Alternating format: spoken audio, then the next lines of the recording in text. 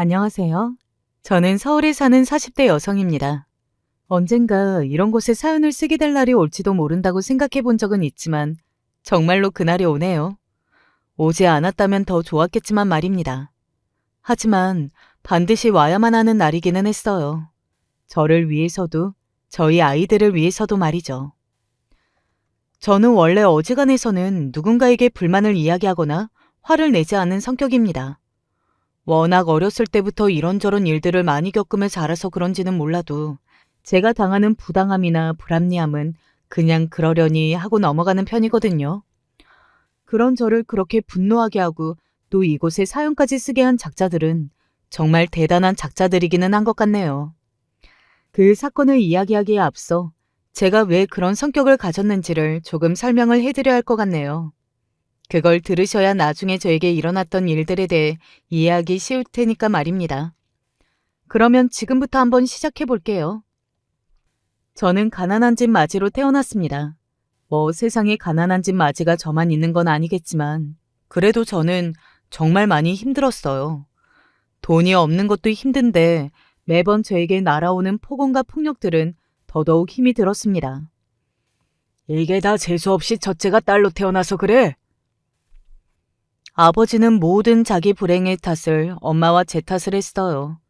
엄마에게는 매번 너를 만나서 내 인생이 망한 거라고 했고 저에게는 제가 딸로 태어나서 재수가 없다고 했습니다. 그런 말을 듣는 것에 너무 익숙했어요. 그러면 안 되는 것을 알면서도 말이죠. 저는 아버지가 돌아가셨을 때도 울지 않았거든요. 장례식장에 있는 영정사진을 똑바로 바라보면서 이렇게 이야기했던 게 아직 기억납니다. 그곳에서도 편하지는 마세요. 그러면 내가 너무 억울하잖아. 라고 말이죠. 그래도 부모가 죽은 건데 너무한다고들 하더군요. 하지만 저는 전혀 그렇게 생각하지 않았어요. 없는 이만 못하고 남보다 못한 부모가 어떻게 부모라는 말을 들을 수 있는 거냐고요. 낳아줬다고 다 부모가 아니라는 말도 있는 거잖아요. 어린 시절에는 그 학대가 참 당연하다고 생각했던 것 같아요. 하지만 그게 아니라는 것을 초등학교 시절에 친구의 집에 갔다가 알게 되었습니다. 친구의 아버지는 정말 다정하신 분이셨거든요. 부엌에서 아무렇지 않게 요리를 해서 딸아이의 친구에게 주고 그리고 다정하게 웃으며 딸의 머리를 쓰다듬는 그런 아버지요. 저는 그런 아버지가 있을 수 있다는 것을 그날 처음 알았던 것 같아요. 그리고 대개 그런 가정 환경이 그러하듯 학대받는 사람들은 그런 사람들끼리 똘똘 뭉치게 되어 있습니다. 유대감이 남다른 거 말이죠. 저와 저희 엄마가 그랬어요. 남동생이 하나 있기는 했지만 그 자식은 일찌감치 집을 나갔거든요. 엄마가 늘 미안하다. 엄마가 미안해. 엄마가 뭐가 미안해. 아빠가 잘못하는 거지. 이런 환경에서 아무것도 해줄 수 없는 게 너무 미안하지. 엄마가 그렇게 많이 우는 건 처음 봤던 것 같아요. 그날은 제가 대학에 가기를 포기한 날이었습니다. 저는 공부를 무척 잘했거든요. 단 한 번도 전교 1등을 놓쳐본 적이 없었습니다. 사교육 하나 없이 말이죠. 그냥 아까워서 시험을 봤는데 그게 우리나라에서 가장 좋다는 대학은 가고도 남을 성적이 나올 줄은 저도 몰랐던 것 같아요. 정말 눈물이 날 만큼 가고 싶었습니다. 하지만 그럴 수 없었어요. 저희 집은 돈도 없었지만 제가 대학에 가는 것을 아버지가 끔찍하게도 싫어하셨거든요. 이유는 뻔했습니다. 어디 계집애가 대학에를 가? 그냥 얌전히 있다가 시집이나 가. 옛말에 암탉이 울면 집안이 망한다고 했어. 우리처럼 가난한 집이 더 망할 게 있나 싶기는 했지만 아무튼 아버지의 엄청난 반대로 저는 대학에 가지 못했어요. 그게 원망스러운 건 아닙니다. 아마 아버지가 보내준다고 했어도 못 갔을 거예요. 돈을 벌어야 했으니까요. 성인이 되자마자 일을 시작했습니다. 정말 악착같이 일을 했던 것 같아요. 잠자는 시간이 3시간이 넘어본 게 며칠이나 있었을지 싶네요. 그 시절에는 젊었으니 그게 가능했습니다. 물론 지금 하라고 하면 절대 못하고요. 돈을 저금하려면 그렇게 벌어야 했어요. 제가 버는 돈은 아버지나 남동생에게 뜯기는 경우가 많았고 그 와중에 엄마에게 몰래 용돈도 드려야 했으니까요. 그때의 원동력은 오로지 하나였던 것 같습니다. 불쌍한 우리 엄마. 언젠가는 편하게 살게 해드려야지. 하는 건 말입니다. 좋은 옷, 좋은 음식은 구경 못 해보고 조금이라도 좋아 보이는 식당에만 들어가도 눈치를 보며 이곳은 자신이 있을 곳이 아닌 것 같다고 늘 그렇게 이야기하는 엄마에 늘 마음이 미어졌거든요. 그런 것들을 아무렇지 않게 누리는 엄마 또래의 다른 아줌마들을 보면서 우리 엄마도 언젠가 저렇게 자연스럽게 외식을 하고 카페를 가고 쇼핑을 하는 날이 왔으면 좋겠다고 늘 그렇게 생각했습니다. 그게 제 원동력이었어요. 그러다 보니 당연히 결혼할 생각도 없었습니다. 누군가를 만나는 것 자체가 굉장히 시간 낭비라는 생각을 했었으니까요. 언젠가 친구와 이런 대화를 나눴던 게 기억이 나네요. 그래도 결혼은 해야 하지 않아? 누구를 만나서 지지고 볶고할 시간도 없지만 이따위도 싫어. 왜? 아버지 같은 남자 만나면 어떡해. 제 그 말에 친구가 미안하다는 듯 저를 바라봤던 게 기억이 나네요. 그 친구가 그 친구거든요. 왜 앞서 이야기했던 세상에 그렇게 다정한 아버지가 있는 줄 몰랐다고 했던 그 친구 말입니다. 그 친구와는 아직도 잘 지내고 있어요. 그 친구에게 부러운 것 중 하나가 바로 그런 점입니다. 사랑 많이 받고 컸고 부족함 없이 자라서 그늘이 없는 것 말이죠. 가끔 정말 해맑다 싶은 순간도 있지만 그럼에도 그 친구는 정말 착한 친구라는 것을 알고 있기도 하고 또 그 친구가 학창시절에 저와 놀아준 유일한 친구이기 때문에 아직도 잘 지내고 있어요. 크고 작게 저를 도와준 일도 몇 번 있었고요. 아무튼 아버지 같은 사람을 나도 만날 수도 있는 것이 언제나 두려웠습니다. 그래서 더더욱 남자를 만나거나 결혼하려고 하지 않았고요. 하지만 사람의 다짐이라는 것이 참 뜻대로 되지 않는 법이잖아요. 남편을 만나게 된 것만 봐도 말이죠. 하지만 그때의 남편은 정말로 좋은 사람처럼 보였습니다. 미숙 씨, 오늘도 고생 많으신데 이거 드시고 하세요. 남편은 제가 일하는 공장의 직원이었어요. 제가 일을 2개, 3개씩한 탓에 공장에서 늘 지친 얼굴로 있었거든요. 남편은 그런 저를 진심으로 걱정하고 챙겨줬습니다. 아니요, 괜찮아요. 처음에는 저도 거절했어요. 호의는 정말 고마웠지만 당시에 저에게는 그런 호의를 받아들일 마음의 여유가 정말이지 한 틈도 없었거든요. 하지만 남편은 포기하지 않고 계속해서 문을 두드렸습니다. 제 마음의 문을 말이죠. 저도 사람인지라 그렇게 꾸준히 계속해서 자신의 마음을 표현해주는 남편에게 호감이 생길 수밖에 없었습니다. 게다가 저는 어린 시절부터 누군가에게 애정을 받거나 하는 일이 거의 없었으니 그런 남편의 관심과 애정이 신기하기도 했고 말이죠. 미숙 씨, 이거 좋아하잖아요. 미숙 씨 주려고 사왔어요. 그래도 밥은 굶지 말고 해요. 힘든 일 할수록 밥심이 중요한 거니까. 늘 그렇게 이야기하면서 저를 챙겨줬습니다. 그리고 저는 어느 순간 그런 남편에게 스며들듯 마음을 줬고 말이죠. 정신을 차려보니 남편에게 매일 위로와 위안을 받고 있더라고요. 그리고 저같이 힘들게 산 사람은 그렇게 한번 마음을 줘버리면 약간 맹목적으로 병원하는 것 같아요. 그 사람이 없으면 죽을 것 같고 그런 기분이 드는 것 말입니다. 외로움을 많이 탔던 시절을 길게 보내서 그런지 저는 남편에게 더더욱 많이 의지했고 그리고 남편을 참 많이 사랑했습니다. 인제 와서 이런 말이 다 무슨 소용인가 싶기는 하지만 그래도 돌이켜보면 그랬어요. 아마 다시 돌아간다고 해도 남편을 거부하지는 못했을 것 같다라는 생각이 들 만큼 말이죠. 물론 그 뒤에 당한 일이 엄청났기 때문에 그러면 안 되는 거지만 말입니다. 연애하는 동안도 너무나 행복했어요. 아버지와는 다른 사람이라고 생각했습니다. 제가 본 아버지는 단 한 번도 엄마를 먼저 챙기는 일이 없었거든요. 그런데 그 시절 남편은 언제나 제가 먼저고 우선이었어요. 뭐 따지고 보면 저도 사소한 거 하나에 굉장히 감동하였던 것 같기는 해요. 예를 들면 이런 것 말입니다. 오늘 저녁 뭐 먹을까? 먹고 싶은 거 있어? 이런 질문에 감동하였어요. 내가 먹고 싶은 것을 먼저 물어봐 주는 것에 말이죠. 아버지나 남동생에게는 빈말이라도 그런 질문을 받아본 적이 없었거든요. 저 같은 사람이 꼬시기 쉬운 것 같기도 해요.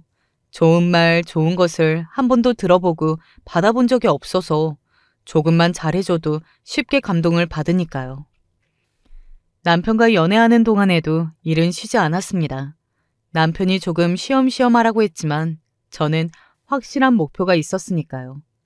앞서 이야기했던 것처럼 엄마를 호강시켜주겠다는 꿈 말입니다. 2년 정도 연애하다가 결혼했던 것 같아요. 당시에 저는 20대 초반이었습니다. 지금과는 조금 다르다고 하기는 해도 그때도 20대 초반에 결혼하는 건 굉장히 빠른 거기는 했거든요. 제가 발이 넓지 않기는 했지만 제 주변에 저보다 일찍 결혼한 사람이 없는 것만 봐도 말이죠. 40대 초반인데 지금 결혼한 지 20년이 넘어가고 있으니까요. 남편의 집안도 잘 사는 것은 아니었지만 그래도 우리 집보다는 나았어요. 일단 시아버지가 제대로 된 직장을 다녔습니다. 일용직 노동자로 살면서 그마저도 거의 일을 나가지 않고 엄마가 식당에서 설거지하고 딸내미가 공장에서 벌어온 돈으로 술만 마시는 아버지를 둔 저희 집에 비하면 굉장히 좋은 거기는 했죠. 게다가 남편은 전문대기는 하지만 대학을 나오기도 했고요. 때문에 당연히 시댁에서는 저를 좋아하지는 않았습니다. 특히 시어머니가 저를 마음에 안 들어 하셨어요. 당시에는 그게 참 당연한 걸로 생각했던 것 같아요. 내가 무슨 대단한 며느리를 바란 것도 아니지 않니? 결혼의 조건 같은 게 뭐가 그렇게 중요해요. 그냥 좋은 사람이면 됐지. 조건 같은 게 안 중요하다고 누가 그래? 그리고 그런 가정 환경에서 자랐는데 좋은 사람인지 아닌지 어떻게 알아? 원래 콩 심은 데 콩 나고 팥 심은 데 팥 나는 법인데 당시에는 그런 말을 듣는 것이 그리고 하는 것이 어쩌면 당연하다고 생각했던 것 같아요. 하지만 지금에 와서 저 말을 생각해보니 새삼스레 참 어이가 없고 웃긴 것 같네요. 시어머니의 말대로라면 남편의 인성이 형편없다는 말이나 다름없었는데 말이죠. 뭐 결과적으로는 그 말이 맞기는 했지만요. 그렇게 시작부터 지는 결혼이었던 겁니다. 뭐 결혼이라는 것을 하면서 누가 이기고 지고 구분하는 것도 어이가 없기는 하지만 그래도 저는 약자의 마음가짐으로 결혼했던 것 같아요. 그리고 스스로 을을 자처했습니다. 집에 반찬이 다 떨어졌다. 오늘 대청소 좀 해라. 다른 집 며느리들은 용돈도 턱턱 준다던데 너는 일을 하면서도 왜 말을 꺼내야만 주니? 그냥 알아서 주면 안 되니? 반찬을 해다 나르고 청소하고 뭐 갖은 심부름도 심부름이었지만 시어머니는 노골적으로 돈을 바라실 때가 많았어요. 저는 결혼하고 나서도 일을 그만두지 않았거든요. 여전히 친정에도 돈을 줘야 했고 엄마를 호강시켜주겠다는 꿈도 여전했으니까요. 그걸 시어머니는 참 마음에 안 들어 하시기도 했습니다. 딸은 결혼하면 출가 외인인데 너는 남의 집 사람이 되어서도 너희 집에 돈을 가져다 주니? 그리고 아무리 그렇다고 한들 꼬박꼬박 그 돈을 받아가는 너희 부모님도 정말 칭하시다. 그렇게 돈이 없으시다니? 그런 빈정거림을 늘 들었어야 했습니다. 하지만 저는 친정에 돈을 보내는 것을 멈출 수는 없었어요. 엄마의 용돈을 차치하고서라도 제가 돈을 보내지 않으면 아버지가 엄마에게 돈을 달라고 소리를 지를 게 뻔했으니까요. 그 꼴을 볼 수는 없었습니다. 그래서 몰래 줬던 것 같아요. 남편에게는 일을 줄였다고 거짓말을 하면서까지 말이죠. 뭐 그런 시집살이에도 나름대로 만족스러운 결혼 생활이었습니다. 결혼하고 초반에는 말이죠. 왜냐하면 남편이 저에게 잘했거든요. 남편만 있으면 그 힘듦도 다 이겨낼 수 있다고 그렇게 생각했던 시절이 있었죠. 지금에 와서 돌이켜 생각해보니 그런 시절이 마치 전생처럼 아득하기만 하네요. 남편은 변하지 않을 걸로 생각했습니다. 그리고 남편과 엄마만 있다면 그 어떤 힘듦도 다 이겨낼 수 있다고도 생각했고요. 그 생각은 결혼하고 나서 몇 년 뒤에 깨지긴 했지만요. 가장 먼저 저에게 잘못한 것은 바로 외도였습니다. 그때 당시에 저희 큰아이가 새돌이 막 지났을 때니까 결혼한 지는 5년 정도 되었을 때였겠네요. 당시에 남편의 태도가 달라진 것 같다고 생각하기는 했지만 저도 일하랴 아이 키우랴 정말 정신이 하나도 없었거든요. 해보신 분들은 아시겠지만 아이를 키우면서 일을 하는 건 정말 많이 힘들거든요. 인간이 할 수 없는 영역의 일이라는 생각이 들 만큼 말이죠. 아마 그래서 조금 늦게 알았던 것 같기는 합니다. 알게 된 것도 굉장히 우연이었어요. 그것도 가장 들키기 싫은 사람 중에 한 사람이 알고서는 저에게 이야기를 해주었습니다. 바로 남동생이었어요. 오랜만에 전화가 온 남동생이 저에게 이렇게 말하더군요. 네 남편 불륜하는 거 알아? 등신아. 다짜고짜 무슨 소리야. 너 결혼식 때 얼굴 한 번밖에 본 적 없잖아. 알기는 알아? 네 남편 맞아. 나 기억력 엄청 좋은 거 알지? 어떤 여자랑 팔짱 끼고 모텔 들어가더라? 네가 그때 그랬지. 네 남편은 아버지랑 나랑 다르다고. 그리고 내가 그랬지. 남자는 다 똑같다고 등신아. 순전히 저에게 그 말을 하기 위해서 전화를 한 거였어요. 제 남동생이 얼마나 등신 같은 놈인지 아시겠죠? 아무튼 저는 처음에는 남동생의 말을 믿지 않았습니다. 하지만 한번 그런 이야기를 듣고 나니 남편의 모든 것이 신경이 쓰이기 시작했어요. 그리고 그러고 보니 알겠더군요. 남편이 달라졌다는 것을 말이죠. 다정하게 다른 여자와 사랑을 속삭이는 남편을 본 날 정말 서럽게 울었던 것 같아요. 세상이 무너져 내리는 기분이 들었거든요. 정말 믿었던 사람에게 그리고 사랑하는 사람에게 배신당한다는 건 상상 이상으로 힘든 일이었습니다. 하지만 저는 남편의 불륜을 아는 척할 수 없었어요. 무서웠거든요. 알게 된 순간 남편과 헤어질 수도 있는데 아직 아이들이 어렸습니다. 하나도 아니고 둘이었으니까요.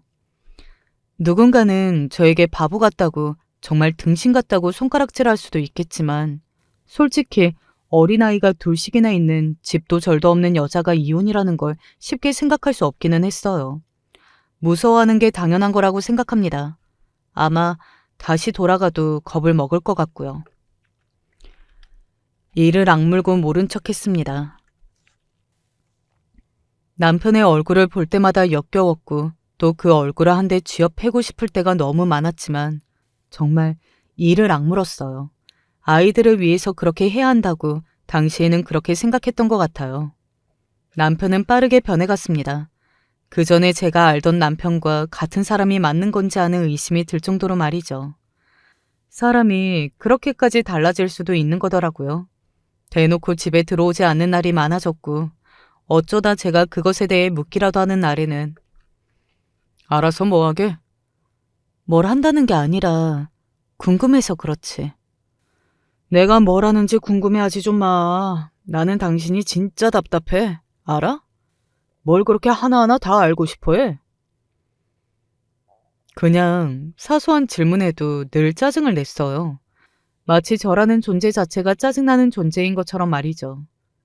지금 와서 남편의 그 모습을 떠올려 보니 정말 시어머니와 똑 닮았다는 생각이 드네요. 그 엄마와 그 아들이 맞는 것 같아요. 그리고 어느 순간부터 더 이상 생활비를 가져다 주지 않았습니다. 생활비 왜 안 줘?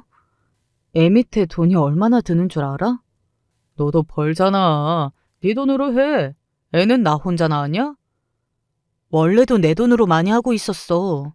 많이 주지도 않으면서 주던 것까지 안 주니까 그렇지. 어머님 용돈도 내가 드리는 거 알아? 그러면 어머님 용돈이라도 당신이 드려.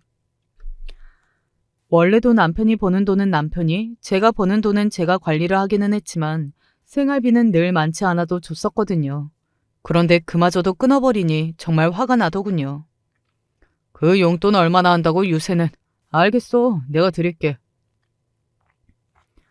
남편은 그렇게 이야기하고서는 집을 나가서 며칠을 들어오지 않았습니다. 뭐 그 여자의 집에 간 거라고 당시에도 생각했던 것 같아요.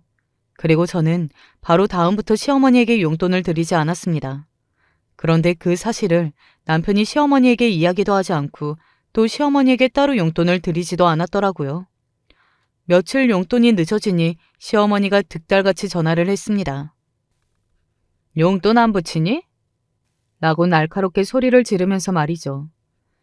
제가 호구이기는 했지만 당시에는 화도 많이 나 있는 상태였고 억울하기도 했어서 그냥 거르지 않고 다 이야기했던 게 기억이 나네요. 애비한테 말 못 들으셨어요? 무슨 말?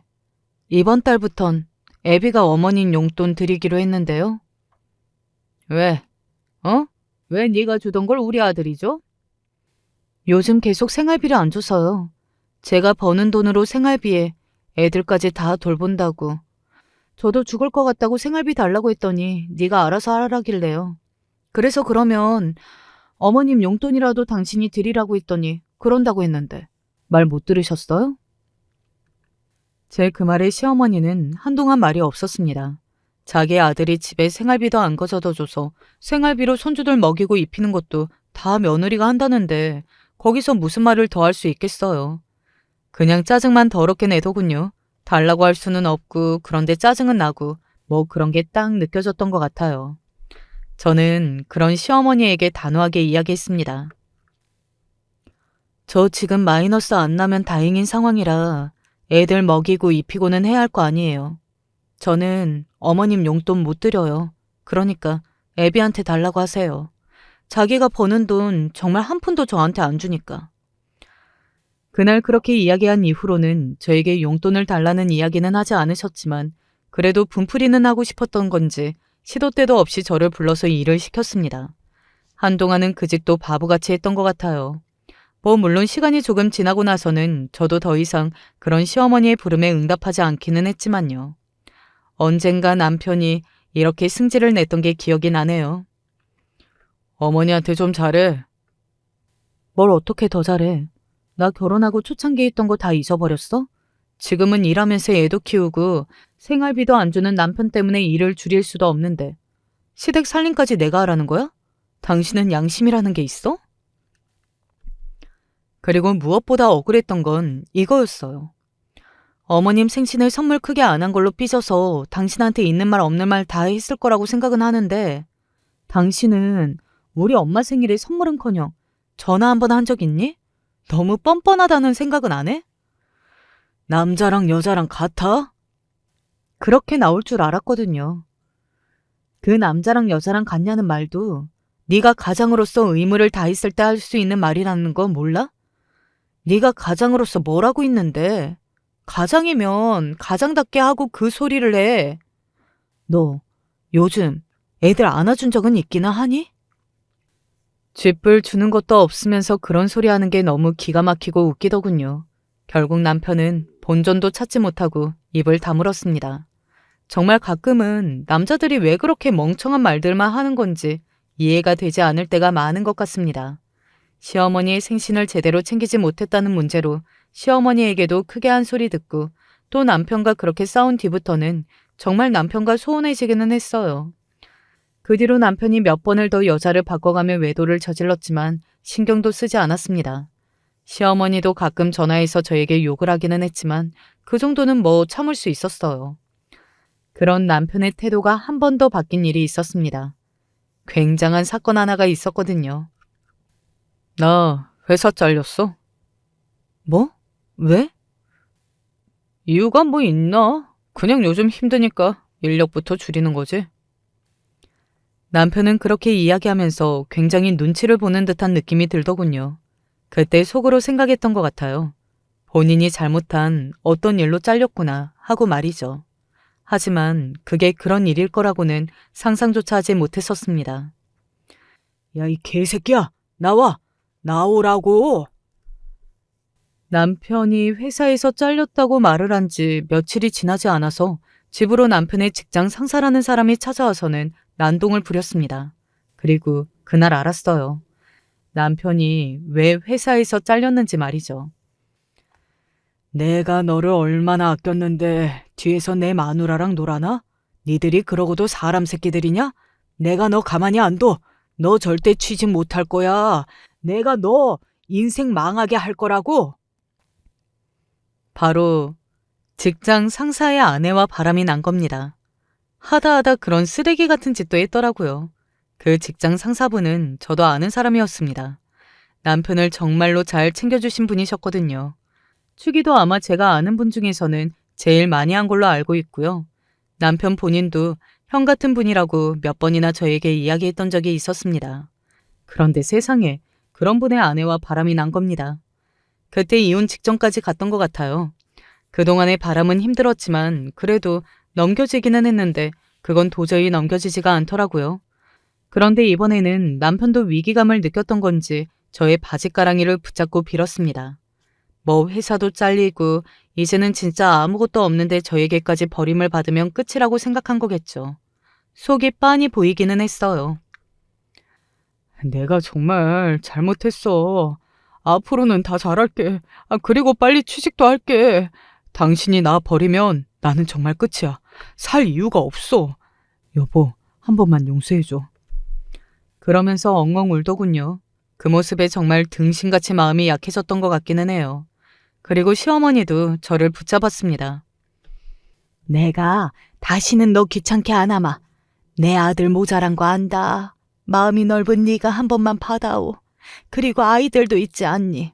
아직 애들이 어린데. 애들을 한 번 제대로 먹인 적도 재운 적도 없는 사람이라 그 말이 와닿지는 않았지만 당시에는 정신을 차렸다고 믿고 싶었던 것 같아요. 연애하던 시절 남편의 모습을 저는 알고 있었잖아요. 다시 그때로 돌아갈 수 있지 않을까 하는 멍청한 생각을 했습니다. 물론 그 생각은 얼마 가지 않아 다 이제는 이루어질 수 없는 꿈과 같은 이야기라는 것을 알았지만요. 용서해주기로 한 뒤 얼마 가는 저에게 잘했어요. 하지만 그것 또한 얼마 가지 않았습니다. 오늘도 늦어. 또? 이번 회사는 전에 회사랑은 달라서 회식이 많네. 내가 아직 이런 거 빠질 군번도 아니고 까라면 까야지. 전에 다니던 회사보다 훨씬 규모도 월급도 작은 회사에 취직했거든요. 그래서 처음에는 그런가 보다 했어요. 하지만 또 얼마 가지 않아 알게 되었습니다. 다른 여자가 생겼다는 것을 말이죠. 그 여자와 주고받은 문자를 봤거든요. 나 이렇게 비싼 선물 받아도 돼? 내 마음이야. 더 좋은 거 해주고 싶은데. 월급이 적다는 핑계로 집에는 땡전 한 푼 가져다 주지 않았으면서 뒤로는 다시 다른 여자에게 선물을 가져다 바치고 있더군요. 그때 결심했던 것 같아요.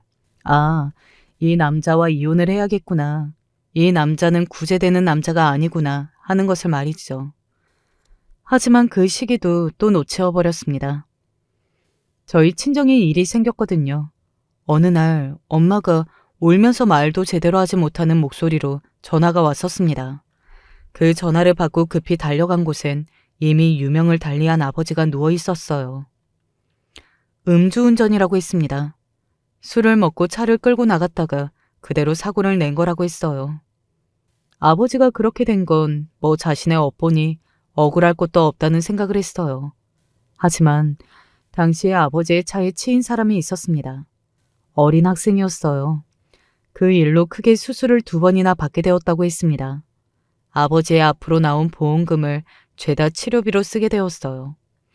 뭐 보험을 여기저기 들어두셨던 덕에 병원비로 크게 지출이 있지는 않았지만 당시에 엄마도 저도 굉장히 많이 힘들어했던 게 기억이 납니다. 매일 그 아이의 부모님 앞에 가서 무릎을 꿇고 사죄했어요. 장애가 남는다는 말을 듣고서는 대신 제가 그 짐을 짊어지고 싶어질 정도로 미안했습니다. 나중에 저와 엄마의 사과를 받아주기는 했지만 그 과정에서 힘들어하는 엄마에게 이혼 이야기를 꺼낼 수 없었어요.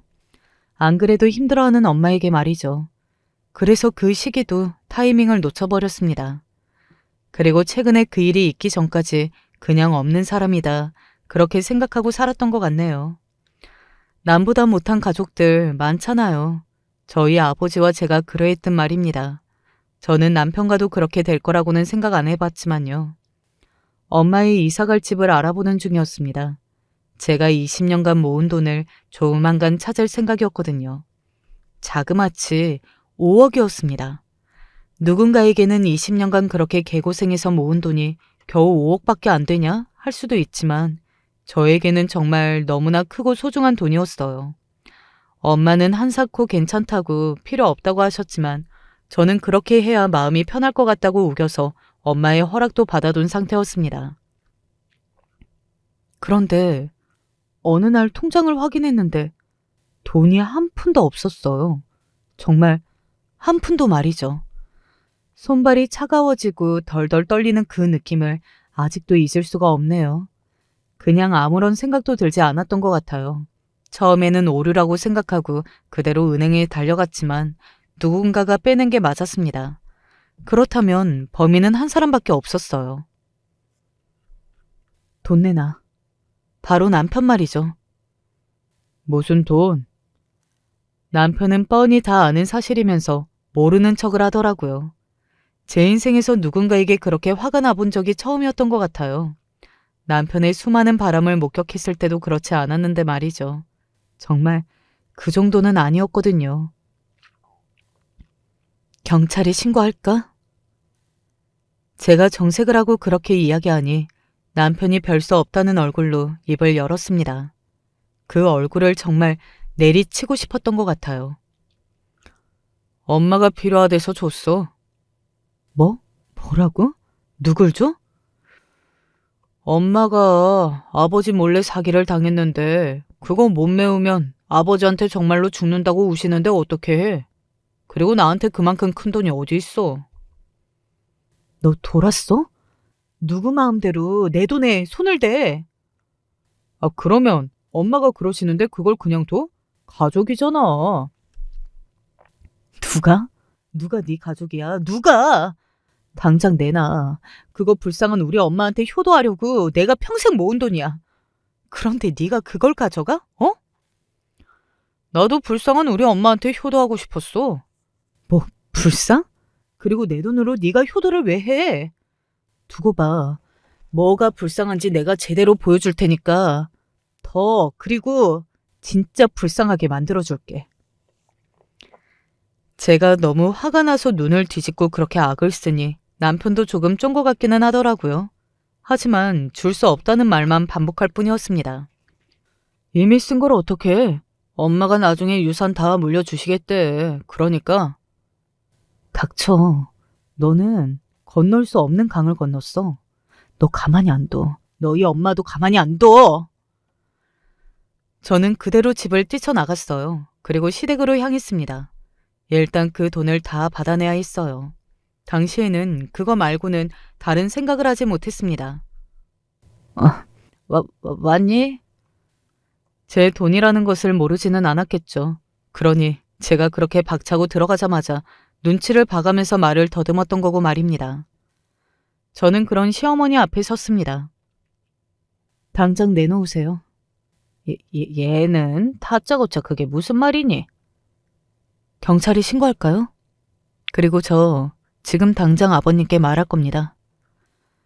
제가 정색을 하고 그렇게 이야기하니 시어머니가 갑자기 제 손을 잡았습니다. 금방 줄게.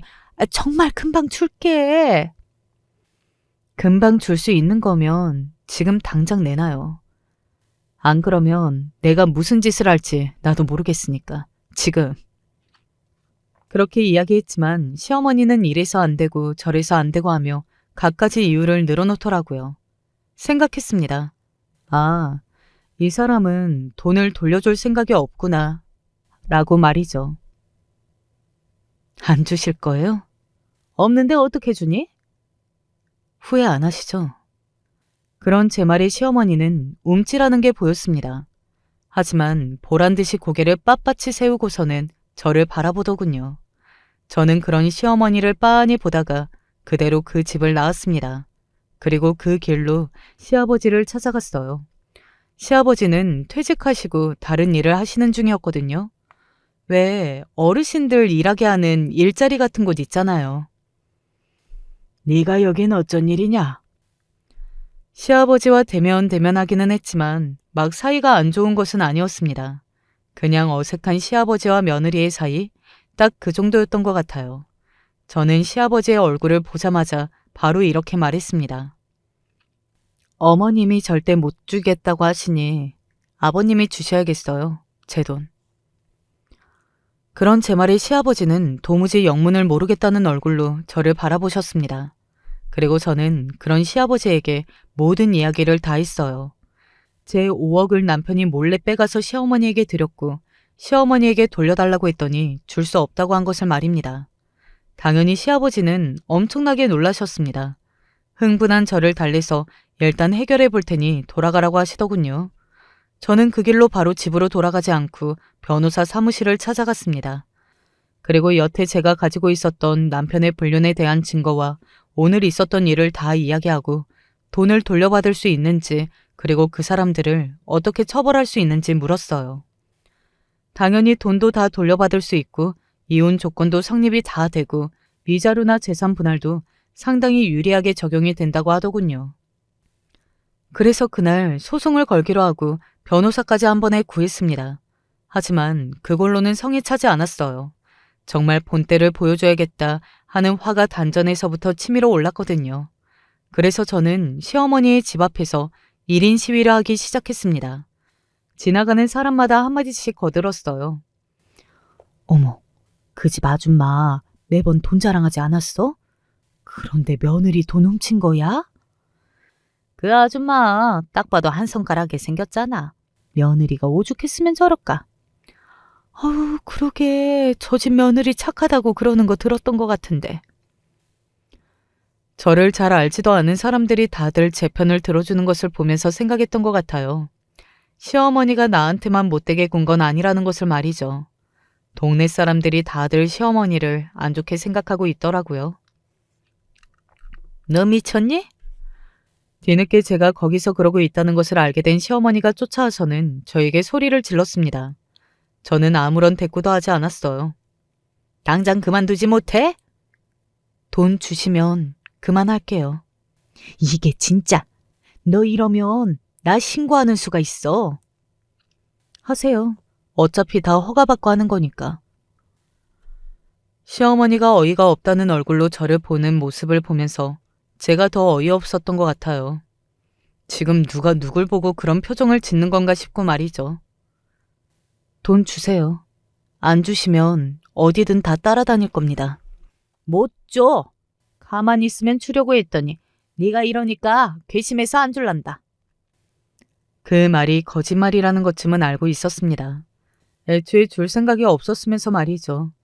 아무 말 하지 않으면 정말 떼어먹어도 되는 돈이라고 생각했을 인성이라는 것이 너무 뻔한데요. 제가 시어머니를 한 해 두 해 본 게 아니잖아요. 온 동네에 소문이 다 나고 시아버지의 회사에서도 말이 나오는 것 같았어요.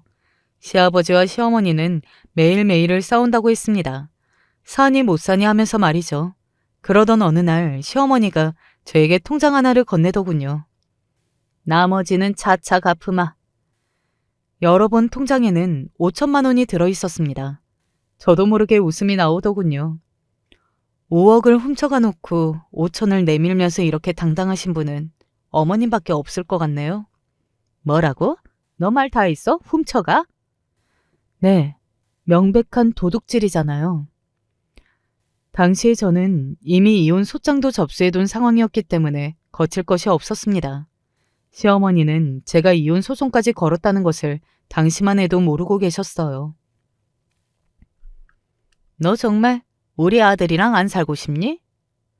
그게 무슨 대단한 무기라도 되시나 본데 살라고 빌어도 안 살아요. 이미 이혼 소송 준비하는 거 모르셨어요? 어머니 그 잘난 아들이 이야기 안 해요? 시어머니는 정말 몰랐다는 듯 그 자리에서 굳더군요. 여태 그 인간이 다른 여자들이랑 놀아난 것도 제가 증거 다 가지고 있거든요. 변호사한테 물어보니까 너무 증거가 많고 악랄해서 제가 재산 분할이든 위자료든 다 받아낼 수 있다고 하더라고요. 그간 생활비 안 준 것도 너무 명확하게 나와 있어서 많이 줘야 할 것 같다던데요. 저는 이미 정리하고 있으니까 돈이나 빨리 주세요. 더 이상 가족도 아닌데. 시어머니는 굉장히 당황한 듯 잠시 눈을 굴렸습니다. 그러고는 입을 뗐어요. 여자 혼자 애 키우면서 잘 살 수 있을 것 같아? 이게 겁도 없이. 어머님 아들이 저한테 해준 게 뭐가 있다고 제가 혼자서 애를 못 키워요? 이미 혼자서 다 키우고 있다는 거 어머님도 아시잖아요. 시어머니는 입을 열면 열수록 반박할 구실만 사라진다는 것을 모르고서는 떠들더군요. 정말 사람이 못된 것도 못된 거지만 멍청하기도 했던 것 같아요.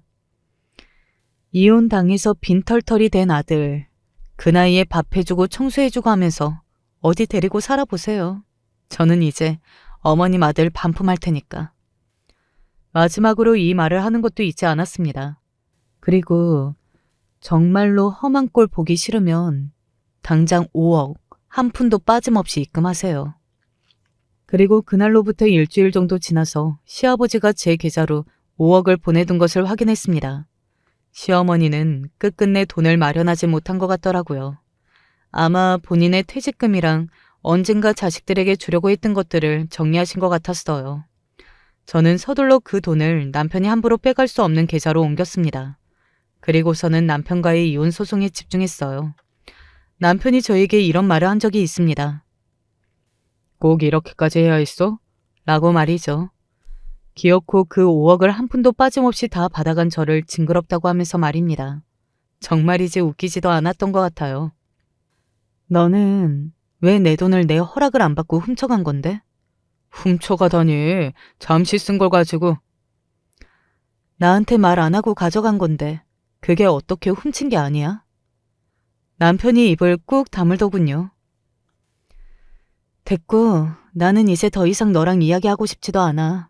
그냥 나중에 법정에서 봐. 진짜 이렇게까지 해야겠어? 이렇게까지 좋아하시네. 너 내가 아는 바람만 몇 번인 줄 알아? 진작에 이랬어야 했어, 진작에. 내가 등신에 호구라 참아주니까 네가 상황 분간이 안 되나 본데. 너 진짜 큰일 난 거 몰라? 무릎 꿇고 빌어도 시원찮을 마당에 이렇게까지? 너는 정말 안 되겠구나.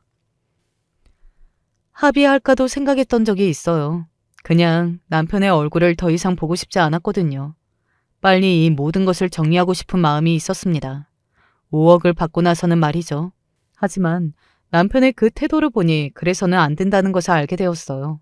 저 인간을 저대로 잘 살게 둬서는 안 되겠다는 생각 말입니다. 왜 앞서 이야기했던 남편의 전 직장 상사 말입니다. 그 사람 아내와 바람이 났다던 그분을 찾아갔어요. 그리고는 남편이 지금 다른 회사에 취직해서 멀쩡하게 잘 살고 있다고, 정신을 차리지 못하고 또 다른 여자를 만나고 있다고 말했어요. 뭐라고요? 이 개새끼가. 내가 그 새끼 정신 못 차릴 줄 알았어. 사람이 아니니까. 사람이면 애초에 그런 짓을 했을 리가 없지. 그분은 엄청나게 분개했어요. 그리고 이튿날 바로 남편의 회사에 찾아가서 난리를 쳤다고 들었습니다. 그 과정에서 남편이 지금 또다시 불륜을 하고 있는 것이 까발려졌는데 회사의 신입사원이었더라고요. 사실 저는 그것까지는 몰랐거든요. 남편과 그 신입사원은 둘 다 그날 잘렸다고 했어요. 그분이 이렇게 말했다고 했습니다. 너는 평생 행복할 생각도 마음 편하게 살 생각도 하지 마라. 네가 어디에 있든 내가 찾아가서 네가 무슨 짓을 한 건지 사방에 알리고 다닐 테니까. 그 뒤로 지금까지 남편은 취업하지 못하고 있습니다. 시어머니는 남편이 그렇게 잘리고 나서 저에게 와서 우는 소리를 했지만 저는 그 모습을 보는 것이 되려 더 화가 났던 것 같아요. 어머니 자식이니 어머니가 알아서 책임지시라 라고 말했던 게 기억이 나네요.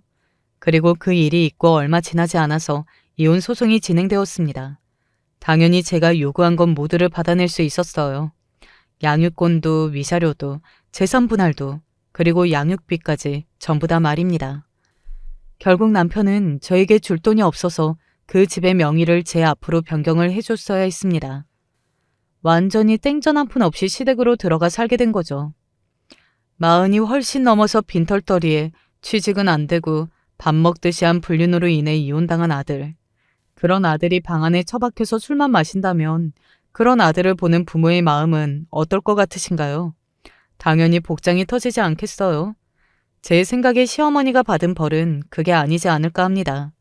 그 연세의 아들 밥을 차려주게 생긴 거잖아요. 술상도 봐주고 말이죠. 시아버지는 답답함을 이기지 못하시고 시댁을 나오셔서 따로 사신다고 들었어요. 사실상 별거인 거죠. 5억을 저에게 주면서 시어머니에게는 생활비고 뭐고 더는 줄 수 없다고 선언을 하신 것 같더라고요. 시어머니는 그 나이에 처음으로 돈을 벌러 밖으로 나갔다고 들었습니다. 법정에는 그 이유를 구구절절 설명하면서 선처해달라는 식으로 말했거든요. 식당에서 설거지를 하고 뭐 그런다고 들었던 것 같아요. 언젠가 시어머니가 저에게 이런 말을 했던 적이 있거든요. 너는 내가 안쓰럽지도 않니? 이 나이에 이러고 살아야 하는 게. 어머님이 저한테 돈 안 뜯어가셨으면 될 일이고 그보다 앞서 그런 아들을 낳지 않으셨으면 될 일 아닌가요? 제가 왜 어머님 인생이 안쓰럽다고 희생을 해야 하는 거죠? 저한테 그렇게 막 하시는 분인데. 저 어머님한테 정 없어요. 어머님이 그렇게 만드셨잖아요. 시어머니는 저를 노려보더군요. 저 같은 호구는 아마 어머님이 조금만 잘해주셨어요. 그냥 닥치고 하라는 대로 다 하면서 살았을 거예요. 그런데 그런 저를 이렇게 만든 건 다른 어느 사람도 아닌 바로 어머님이세요. 그리고 어머님 아들이요. 그니까 평생 후회하고 왜 그렇게 살았는지, 왜 아들을 그렇게 키웠는지 반성하면서 사세요. 그렇게 말하며 돌아서는 저에게 등 뒤로 엄청난 욕이 날아들어왔던 게 생각이 나네요. 아마도 시어머니는 그냥 계속해서 그렇게 사실 겁니다. 인제 와서 그 성질머리를 어떻게 고치겠어요. 70이 가까워져 오도록 평생을 그렇게 사셨는데 말이죠. 저는 시아버지에게 돌려받은 5억으로 엄마의 집을 사드렸습니다.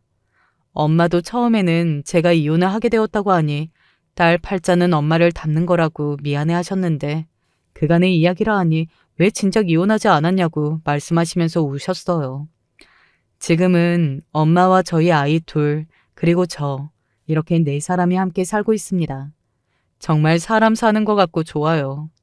아이들도 늘 곁에 있는 할머니 덕에 많이 안정되어 가고 있는 것 같고 말이죠. 저는 일을 계속하고 있습니다. 뭐 당장 일을 해야 할 만큼 여유가 없는 것은 아니지만 그래도 돈이 많은 것은 또 아니잖아요. 아이가 둘이니 아무래도 더더욱 마음의 여유를 가지기 힘들기도 하고요. 저 아이들을 그 어떤 아이들보다 잘 키워내는 것이 제 다음 목표거든요. 잘 할 수 있을 겁니다. 그냥 그렇게 생각하고 있어요. 그러면 정말 잘 될 것 같아서 말이죠. 그 뒤로 남편에게서 몇 번의 전화가 왔지만 받지 않고 있어요. 이렇게 끝일 걸로 생각하지 않습니다. 남편은 다 잃었으니 아마도 구질구질하게 저에게 매달리겠죠. 이미 각오는 하고 있어요. 그리고 그 말에 절대 넘어가지 않을 자신도 있고요. 무엇보다 지금의 저는 남편을 생각하는 것만으로도 헛구역질이 나올 만큼 남편을 너무 싫어하고 있기도 하고 말이죠. 제 이야기는 여기까지입니다.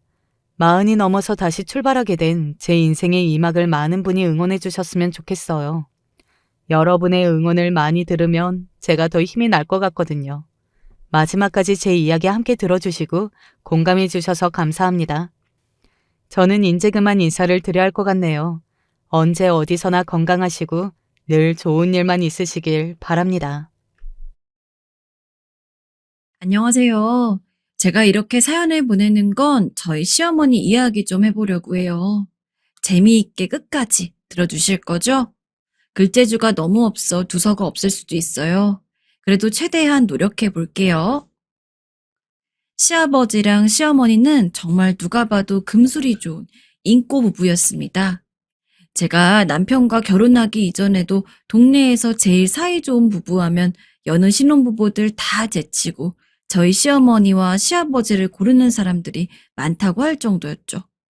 처음 남편과 연애할 때 시아버지랑 시어머니 이야기를 들으면 그래도 노부부인데 금술이 좋아봤자 얼마나 좋을까 하고 생각했었습니다.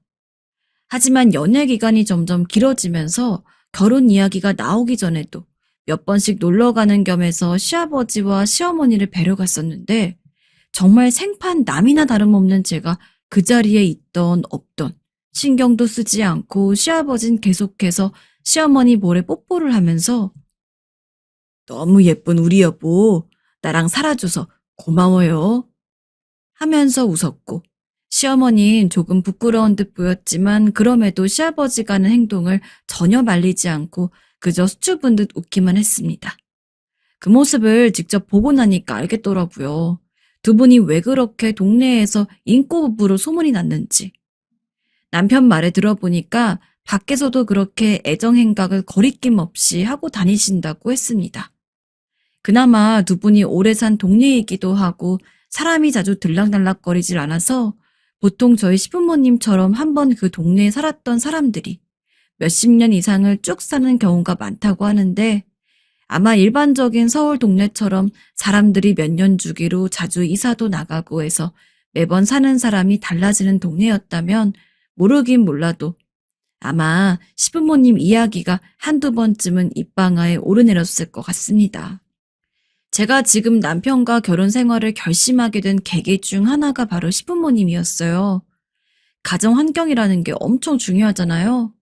남편은 어렸을 때부터 늘 서로 죽고 못 살 정도로 아끼는 시부모님을 보면서 자랐을 테니까 만약에 그런 남편이랑 결혼한다면 저 역시 남편과 그렇게 화목하고도 행복한 가정 생활을 유지할 수 있을 거라고 생각을 했습니다. 실제로 남편과 한창 연애를 할 때 결혼관에 대해서 이야기를 하면 남편은 자신이 누구랑 결혼을 하든 꼭 평생 행복하게 해줄 거라는 다짐을 가지고 식을 올릴 거라고 했죠.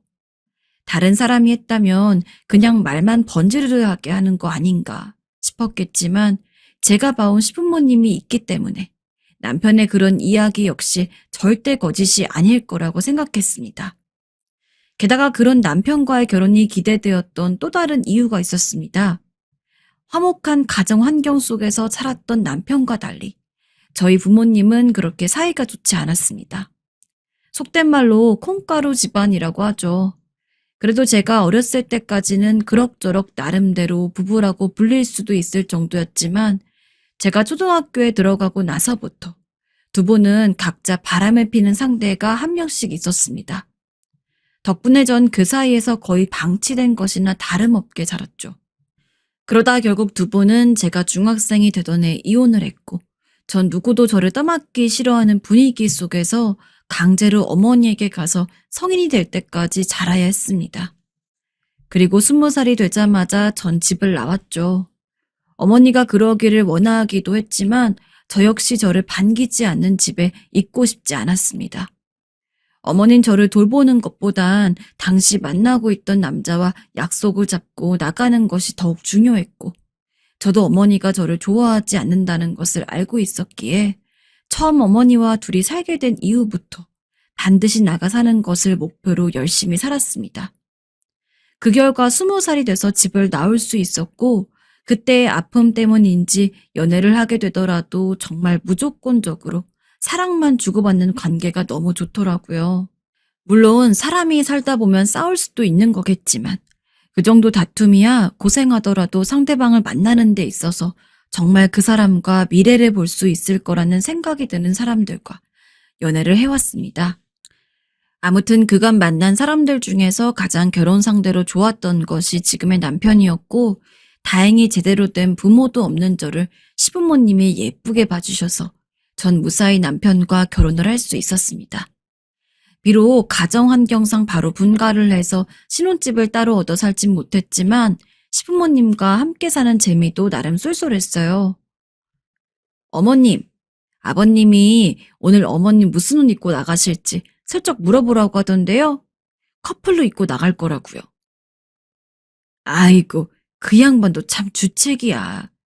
알았다. 오늘 하얀 꽃무늬 블라우스 입고 나간다고 전해주렴. 네, 알겠어요. 정말 저랑 남편이 연애할 때보다 깨가 쏟아지는 시부모님 덕분에 전 매일같이 두 분이 오늘은 어떻게 깨를 볶으며 살까 이런 생각만 하더라도 하루가 금방 지나갔어요. 두 분이 결혼한 지 거의 40년 가까이가 되었다는데 시어머니 말을 들어보면 젊을 때 연애할 적에도 이렇게까지 다정했다고 하니까 정말 시아버지는 한평생을 시어머니에게만 올인한 분이셨습니다. 남편도 착하고 저한테 잘해주는 사람이었지만 그래도 시아버지에게는 못 미쳤어요. 같은 여자로서 시어머니가 어떻게 저런 멋진 분을 만났을지 부럽기도 하고 며느리로서 두 분 알콩달콩 사시는 모습이 너무 보기 좋아서 평생 그런 모습만 보고 살았으면 좋겠다고 생각했습니다. 하지만 시아버지가 돌아가시고부터 상황이 완전히 바뀌었습니다. 살아생전 시아버지는 시어머니에게도 당연히 잘했지만 며느리인 저도 정말 살뜰하게 챙겨주시는 분이었어요. 아버지 사랑을 별로 못 받아본 제게 시아버지는 어떤 면에선 정말 친아버지보다 더욱더 가족 같은 분이었죠. 힘든 일 있으면 시아버지라고 너무 어렵게 생각하지 말고 언제든지 이야기해라. 우리 아들이랑 결혼한 이상 너도 우리 가족이야. 네, 그렇게 말해주시니 감사해요, 아버님. 가족 간의 따스한 사랑이 목말랐던 저에게 시아버지는 어떤 면에선 한 줄기 빛과 같은 분위기였습니다. 시어머니도 물론 저에게 정말 잘해주셨지만 그만큼 저에게 친절하게 대해주셨던 시아버지였기에 전 사실 원래 있는 친부모님보다도 시부모님을 더욱더 부모님처럼 생각했습니다. 그리고 사실 굳이 분가를 하지 않아도 그냥 지금까지 있어 왔던 것처럼 시부모님과 함께 살아도 좋을 거라고 생각을 했죠. 하지만 시부모님이 농담 삼아서 너네가 있으니까 우리가 마음대로 사랑한다고 못하잖아. 얼른 분가해라. 라며 장난을 치시기도 했고 남편은 빨리 분가를 하길 바랬기 때문에 저희 시댁에서 산 지 1년 정도 되던 해 슬슬 분가를 준비하고 나가 살았습니다. 하지만 저희가 분가를 하고 몇 개월 지나지 않아서 급작스러운 비보가 들려왔습니다. 아직도 그날의 충격이 가시지 않는데요. 어머니에게서 전화가 걸려왔고 급하게 병원으로 뛰어갔더니 시아버지가 누구도 예상하지 못하게 갑자기 세상을 떠난 것이었죠. 교통사고였습니다. 그저 평소 같은 얼굴로 장을 보러 나간 시아버지가 음주운전 차량에 치여 그렇게 된 것이었어요. 함께 있으면서 평생 웃는 얼굴밖에 보이지 않았던 시어머니가 그렇게 미친 듯이 오열하는 것을 처음 봤습니다. 여보, 어떡해. 나 먼저 두고 가면 어떡해. 나도 데려가. 차라리 나도 데려가줘요. 장례식장은 처참하다고밖에 표현할 길이 없었고 저 역시 갑작스럽게 시아버지가 돌아가셨다는 이야기에 제정신이 아니었습니다. 평소 저를 그렇게 아껴주셨던 아버님이니 그 빈자리가 너무 크게 느껴지더라고요. 남편 역시 저를 위로할 것도 없이 슬픔을 추스리기 바빴고요. 하필 또 저희가 분가한 지 그렇게 오랜 시간이 지나지 않은 상태에서 이런 일이 터졌던 거라 시어머니는 졸지에 사람들 북적북적거리면서 함께 살던 곳에서 혼자 거주하게 되었습니다. 전 그래서 남편에게 먼저 제안했어요. 우리 분가한 지 얼마 안 되긴 했지만 어머님이 너무 걱정돼. 당신만 괜찮으면 최소한 몇 개월 정도는 어머님이랑 함께 더 사는 것도 괜찮지 않을까? 알겠어. 엄마한테 얘기할게. 허나 남편이 그 이야기를 전하기도 전 저희 부부가 그런 이야기를 나눌 것을 아셨는지 어쨌는지 모르겠지만 시어머니에게서 먼저 연락이 왔습니다. 나 괜찮으니까 혹여나 너네 다시 여기로 들어올 생각은 하지 마라. 나는 그냥 명절 때나 내 생일 때나 가끔씩 연락해주고 한두 번 들여다봐주면 그걸로 족한다. 괜히 너네 나 때문에 다시 여기로 들어오면 죽은 니네 아버지가 얼마나 날 타박을 하겠니. 하나뿐인 자식이랑 며느리 신혼생활도 제대로 못 즐기게 했다고. 그러니 내 걱정 괜히 하지 말아라. 나는 나대로 잘 살 수 있어. 그 말씀을 들어도 걱정은 여전히 됐지만 시어머니가 그렇게 강경하게 이야기하시기도 했고 당시 저희가 얻은 신혼집 자체가 시댁이랑 그렇게 멀지가 않았습니다. 그래서 최대한 자주 찾아뵙는 것으로 타협을 보고서 알겠다고 한 뒤 저희도 저희 나름대로 시아버지를 잃은 아픔을 추슬렀습니다. 다만 늘 시어머니는 걱정이 되었죠. 그러던 어느 날부터 심상치 않은 기류가 시작되었습니다. 장례식이 끝나고 일주일도 채 안 된 시점이었습니다. 제가 거실에서 TV를 보고 있는데 갑자기 밖에서 비밀번호를 누르는 소리가 나더라고요. 처음 한 번은 그냥 집을 잘못 찾은 사람인가 보다 하고 넘겼는데 거의 3번 넘게 비밀번호를 틀리면서도 계속해서 제 차 번호를 입력하려고 키를 삑삑 누르는 소리가 들리는데 정말 전신에 소름이 돋더라고요. 하다못해 남편이나 같이 있었으면 둘이 함께 무서워했겠지만 하필 그날 남편이 오랜만에 친구들과 술 약속이 있어서 저녁을 먹고 들어온다고 했던 날이었어요. 여자 혼자 집에 있는데 갑자기 그런 식으로 누군지도 모를 비밀번호 소리가 들리니까 소리도 못 지르겠고 미치겠더라고요. 게다가 인터폰 역시 고장이 난 상태라 밖에 누구인지 확인할 수도 없었습니다. 누구세요?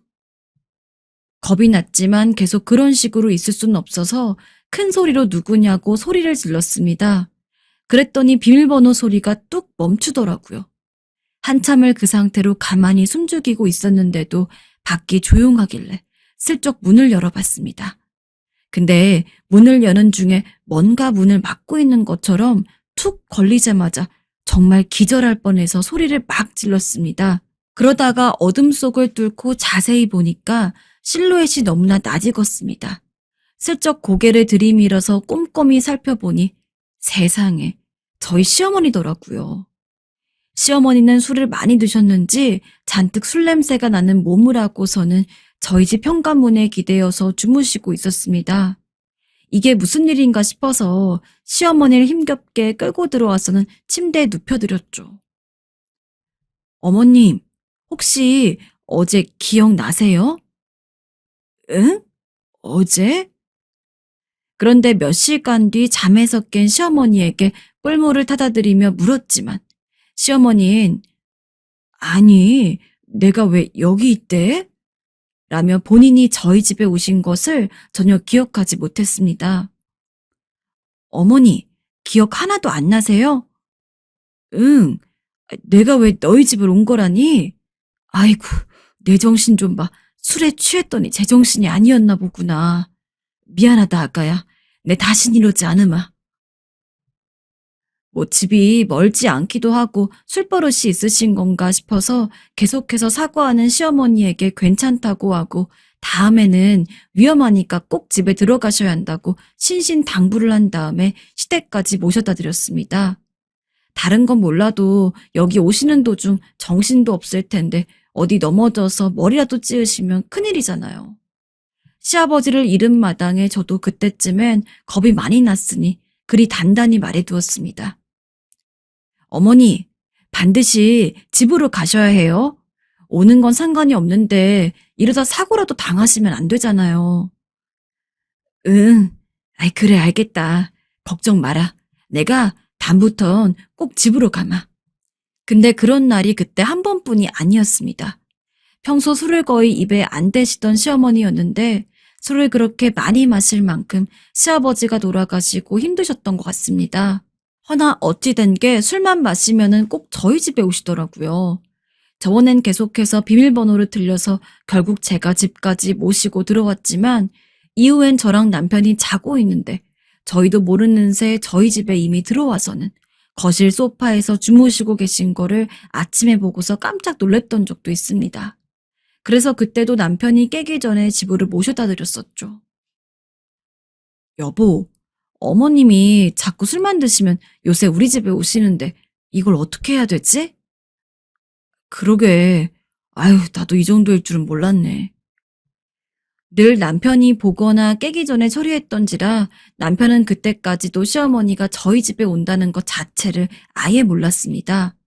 한두 번이 아니라고 하니까 남편은 그제서야 조금 심각해졌지만 사실 저희로서 머리를 맞대고 생각을 해도 시어머니가 알고서 찾아오는 게 아닌 상황에서 집으로 들어가게 할 방법을 모르겠더라고요. 게다가 한편으로는 시어머니 입장에서 그렇게 사랑하던 시아버지와 원치 않게 이별을 하게 된 이유로 얼마나 마음이 적적했으면 그럴까 싶기도 했습니다. 본능적으로 혼자 있기가 싫어서 저희 집을 찾아오는 게 아닐까 싶었죠. 그래서 시어머니 술버릇을 고칠 방법에 대해서 이야기를 나누긴 했지만 결국에는 시어머니가 아직 많이 힘드시니까 우리가 조금 더 참고 버티자는 쪽으로 결론이 났습니다. 그래, 우리가 조금 더 참고 버티는 게 맞지. 어머니가 그렇게 힘드신데 술 먹지 말라고 무작정 다그칠 수도 없잖아. 우리가 감시를 할 수도 없고. 하지만 그것도 한두 번이더라고요. 저나 남편이나 일을 하는 사람이었고 직종의 특성상 주말에도 가끔 가다가는 거의 풀근무를 해야 할 때가 있었기 때문에 그 누구보다도 잠이 참 소중한데 시어머니가 그냥 한 번에 비밀번호를 맞추고 들어와서 조용히 주무시고 가는 것은 상관이 없었지만 점점 날이 갈수록 비밀번호를 틀리고 그 소리에 선잠에 들었던 저희 가게에서는 문을 열고 시어머니를 모시고 들어오는 날이 많아졌습니다. 정말 신혼 1년 동안 일주일에 3번은 꼭 그러셨어요. 그나마 모시고 들어오기만 하고서 끝이면 상관이 없을 겁니다. 꼭 시어머니는 저희가 출근 준비를 한창 하고 있을 때 비척비척 일어나셨는데 어떻게 그런 시어머니한테 해장국 한 그릇 안 끓여드릴 수가 있겠습니까? 미안하다, 아가야. 나 때문에 괜히 고생이구나. 아휴, 나도 술을 끊어야 하는데. 아니에요, 어머니. 일단 이거 한 입 드시고 가세요. 사실 말과는 달리 조금 힘들긴 했습니다. 제가 꼭 몇 분이라도 짬을 내서 어떻게든 해장국을 끓여드리고 출근을 해야 했는데 그게 정말 무슨 하루 일과처럼 매일같이 지속되다 보니까 너무 힘들고 곤혹이었거든요. 당시 회사도 너무 바쁘게 돌아가던 터라 회사 일만으로도 견디기 힘들었던 때였기도 하고요. 남편도 이제는 자기 눈으로 직접 시어머니가 거의 주에 몇 번 이상씩은 술을 드시고 저희 집을 찾아오는 것을 보고 나서 제대로 심각성을 느낀 것 같았습니다. 덕분에 저희는 그때서야 비로소 제대로 시어머니에게 어떤 식으로 말을 해야 될지 고민을 했죠. 이미 많은 시간이 지나기도 했지만 정말 제대로 말씀을 드리지 않으면 계속해서 이럴 것 같아서 기분 안 나쁘게 말씀드릴 수 있는 방법을 저희 둘이서 엄청 고심했습니다.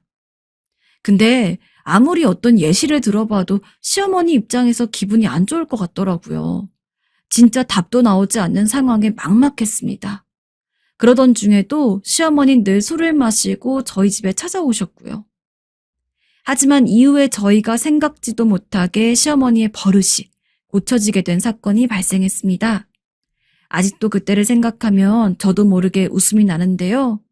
그때는 저희가 몇 달간 진행하던 프로젝트 때문에 남편이고 저고 평일 주말 안 가리고 매일같이 야근하고 늦게 들어오던 때였어요. 그러다가 일이 마무리되고 성과금도 두둑히 받은 다음 처음으로 제대로 쉬는 주말이었습니다. 남편이랑 저랑 둘 다 금요일에 들어오자마자 우리 주말에는 정말 죽은 듯이 잠만 자는 거다. 라고 서로 약속까지 한 다음에 알람도 전부 다 꺼버리고 진짜 말 그대로 시체처럼 잠을 잤어요. 금요일날 빠르게 퇴근을 하고 들어오자마자 잤으니까 아마 오후 9시부터 잠에 들었을 겁니다. 거의 11시간을 넘게 한 번 안 깨고 자다가 화장실이 가고 싶어서 제가 대충 아침 8시쯤에 한번 눈을 떴던 것 같습니다.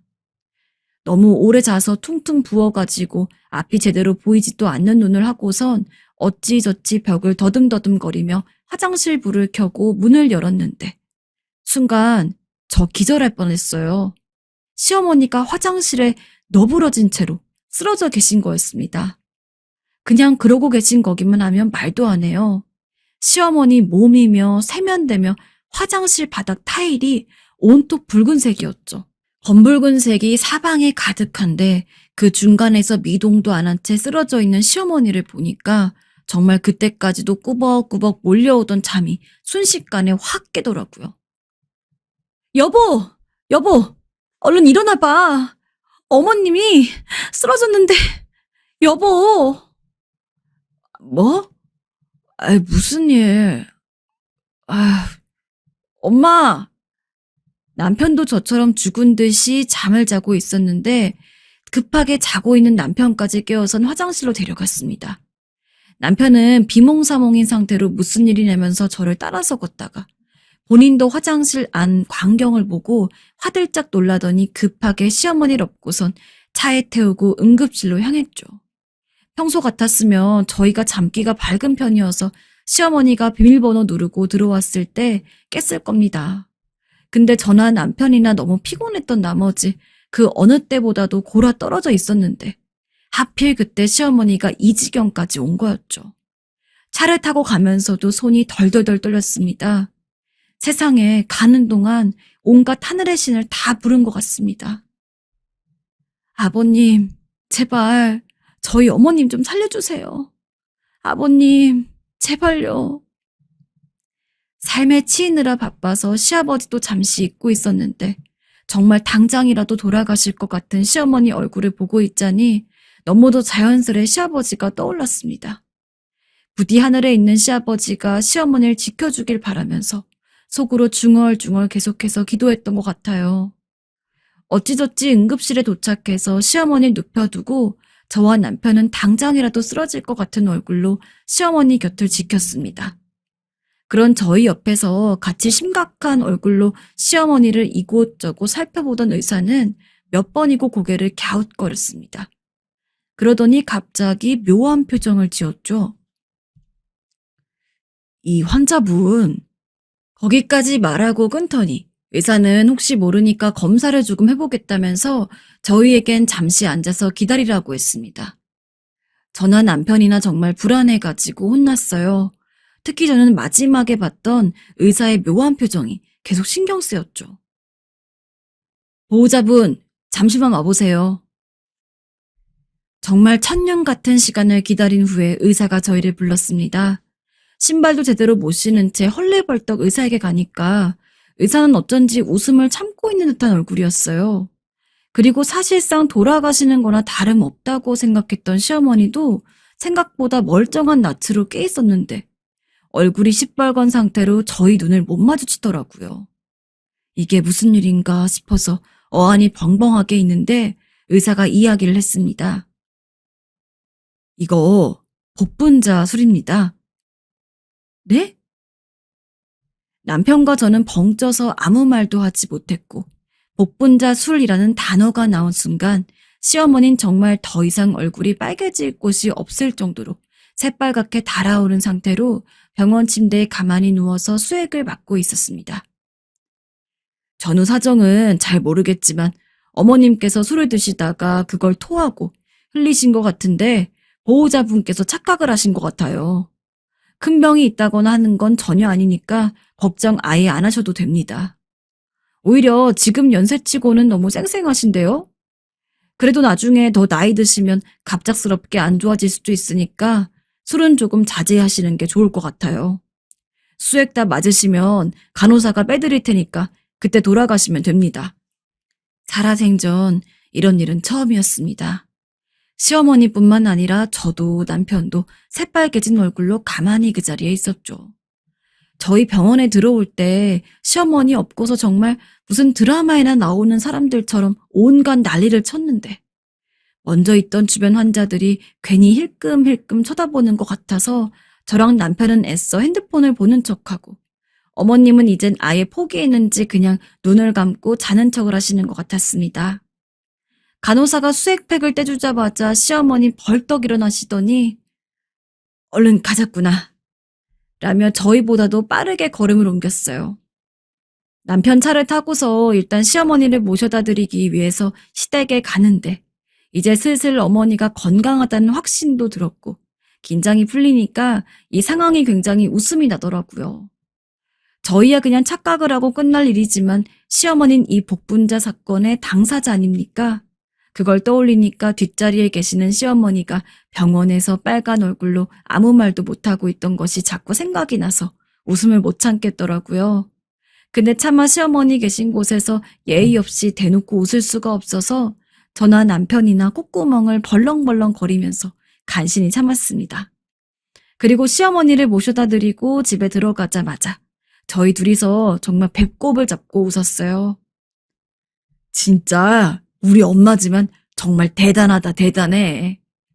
그게 복분자 술인지 모르고 정말 눈앞이 깜깜했고 시아버지 잃은 지 얼마 되지도 않았는데 어머님까지 보내야 하는 건지 정말 속이 다 뒤집힐 정도로 힘들고 고통스러웠는데 모든 일이 술술 풀리고 나니까 대체 언제 그렇게 힘들었나는 듯 웃음만 나왔습니다. 시어머니를 댁에 모셔다 드리면서 저희 얼굴도 제대로 보지 못하는 상태로 빠르게 들어가 봐라 라고 한마디만 남긴 뒤 황급히 집으로 들어가는 시어머니의 모습도 너무 재밌고 귀여우시고. 지금 그 일이 생긴 지 2달 정도 지났는데 시어머니는 그 사이에 단 한 번도 저희 집으로 오시지 않았습니다. 맨정신으로도 그리고 술에 취한 상태로도 말이죠.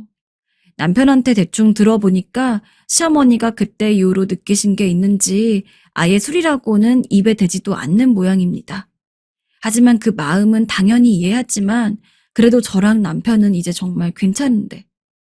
그래서 남편이랑 잘 이야기해가지고 서로 시간 괜찮은 날을 하루 잡아서 저희가 직접 시댁으로 가려고 합니다. 그리고 시어머니한테 과음은 좋지 않지만 취하지 않을 정도로 한두 잔 마시는 술은 괜찮다고 이야기하면서 오랜만에 가족끼리 한두 잔 마시는 시간을 가져보려고 해요. 그러면 시어머니도 이제 조금 괜찮아지시겠죠? 갑자기 저희 시어머니의 귀여운 일화가 생각나서 한번 풀어봤는데 어떠셨을지 모르겠네요. 빨리 바쁜 일이 끝나서 시어머니와 민망한 상황을 풀고 다시 예전처럼 한 가족처럼 오손도손 지낼 수 있는 날이 왔으면 좋겠습니다. 그리고 잘 될지는 모르겠지만 제가 많이 노력해야 할 것 같아요. 시어머니가 외롭지 않으시게요. 긴 글 읽어주셔서 감사합니다. 저는 크게 풍파를 겪지 않고 살아온 편이지만 인생이 이렇게 끝없이 흘러가는 걸 보니 저도 언젠가 노년이 되어 아무것도 할 수 없는 때가 오겠구나 생각을 합니다. 그럴 때 난 어떤 모습을 하고 있을까? 내 자식들이나 지인들은 나를 어떻게 대해줄까? 요즘 많이 고민이 되는데 그건 바로 저희 어머니 때문이에요. 저희 어머니는 참으로 많은 세월의 굴곡을 견디며 산 분이에요. 그런데 워낙 힘든 인생을 살아오셔서 그런지 다소 말투가 좀 강하시고 가리지 않고 할 말을 하시는 편이에요. 자식들도 이런 자기의 어머니를 짠하게 생각하면서도 늘 부모 자식 간의 충돌이 있었어요. 전 이 집의 막내 며느리로서 크게 어머니와 부딪힐 일은 많지 않았지만요. 어머니는 이남 1녀를 두고 계셨고 큰아들인 아주버님을 무척 애지중지하셨어요. 본인을 쏙 빼닮은 아들이라 그런지 엄청 예뻐하셨고 그 밑으로 내려오는 딸인 저희 형님과 아들인 제 남편에 대해서는 그럭저럭 알아서 커가고 있으니 크게 신경을 쓰지 않으셨던 것 같아요.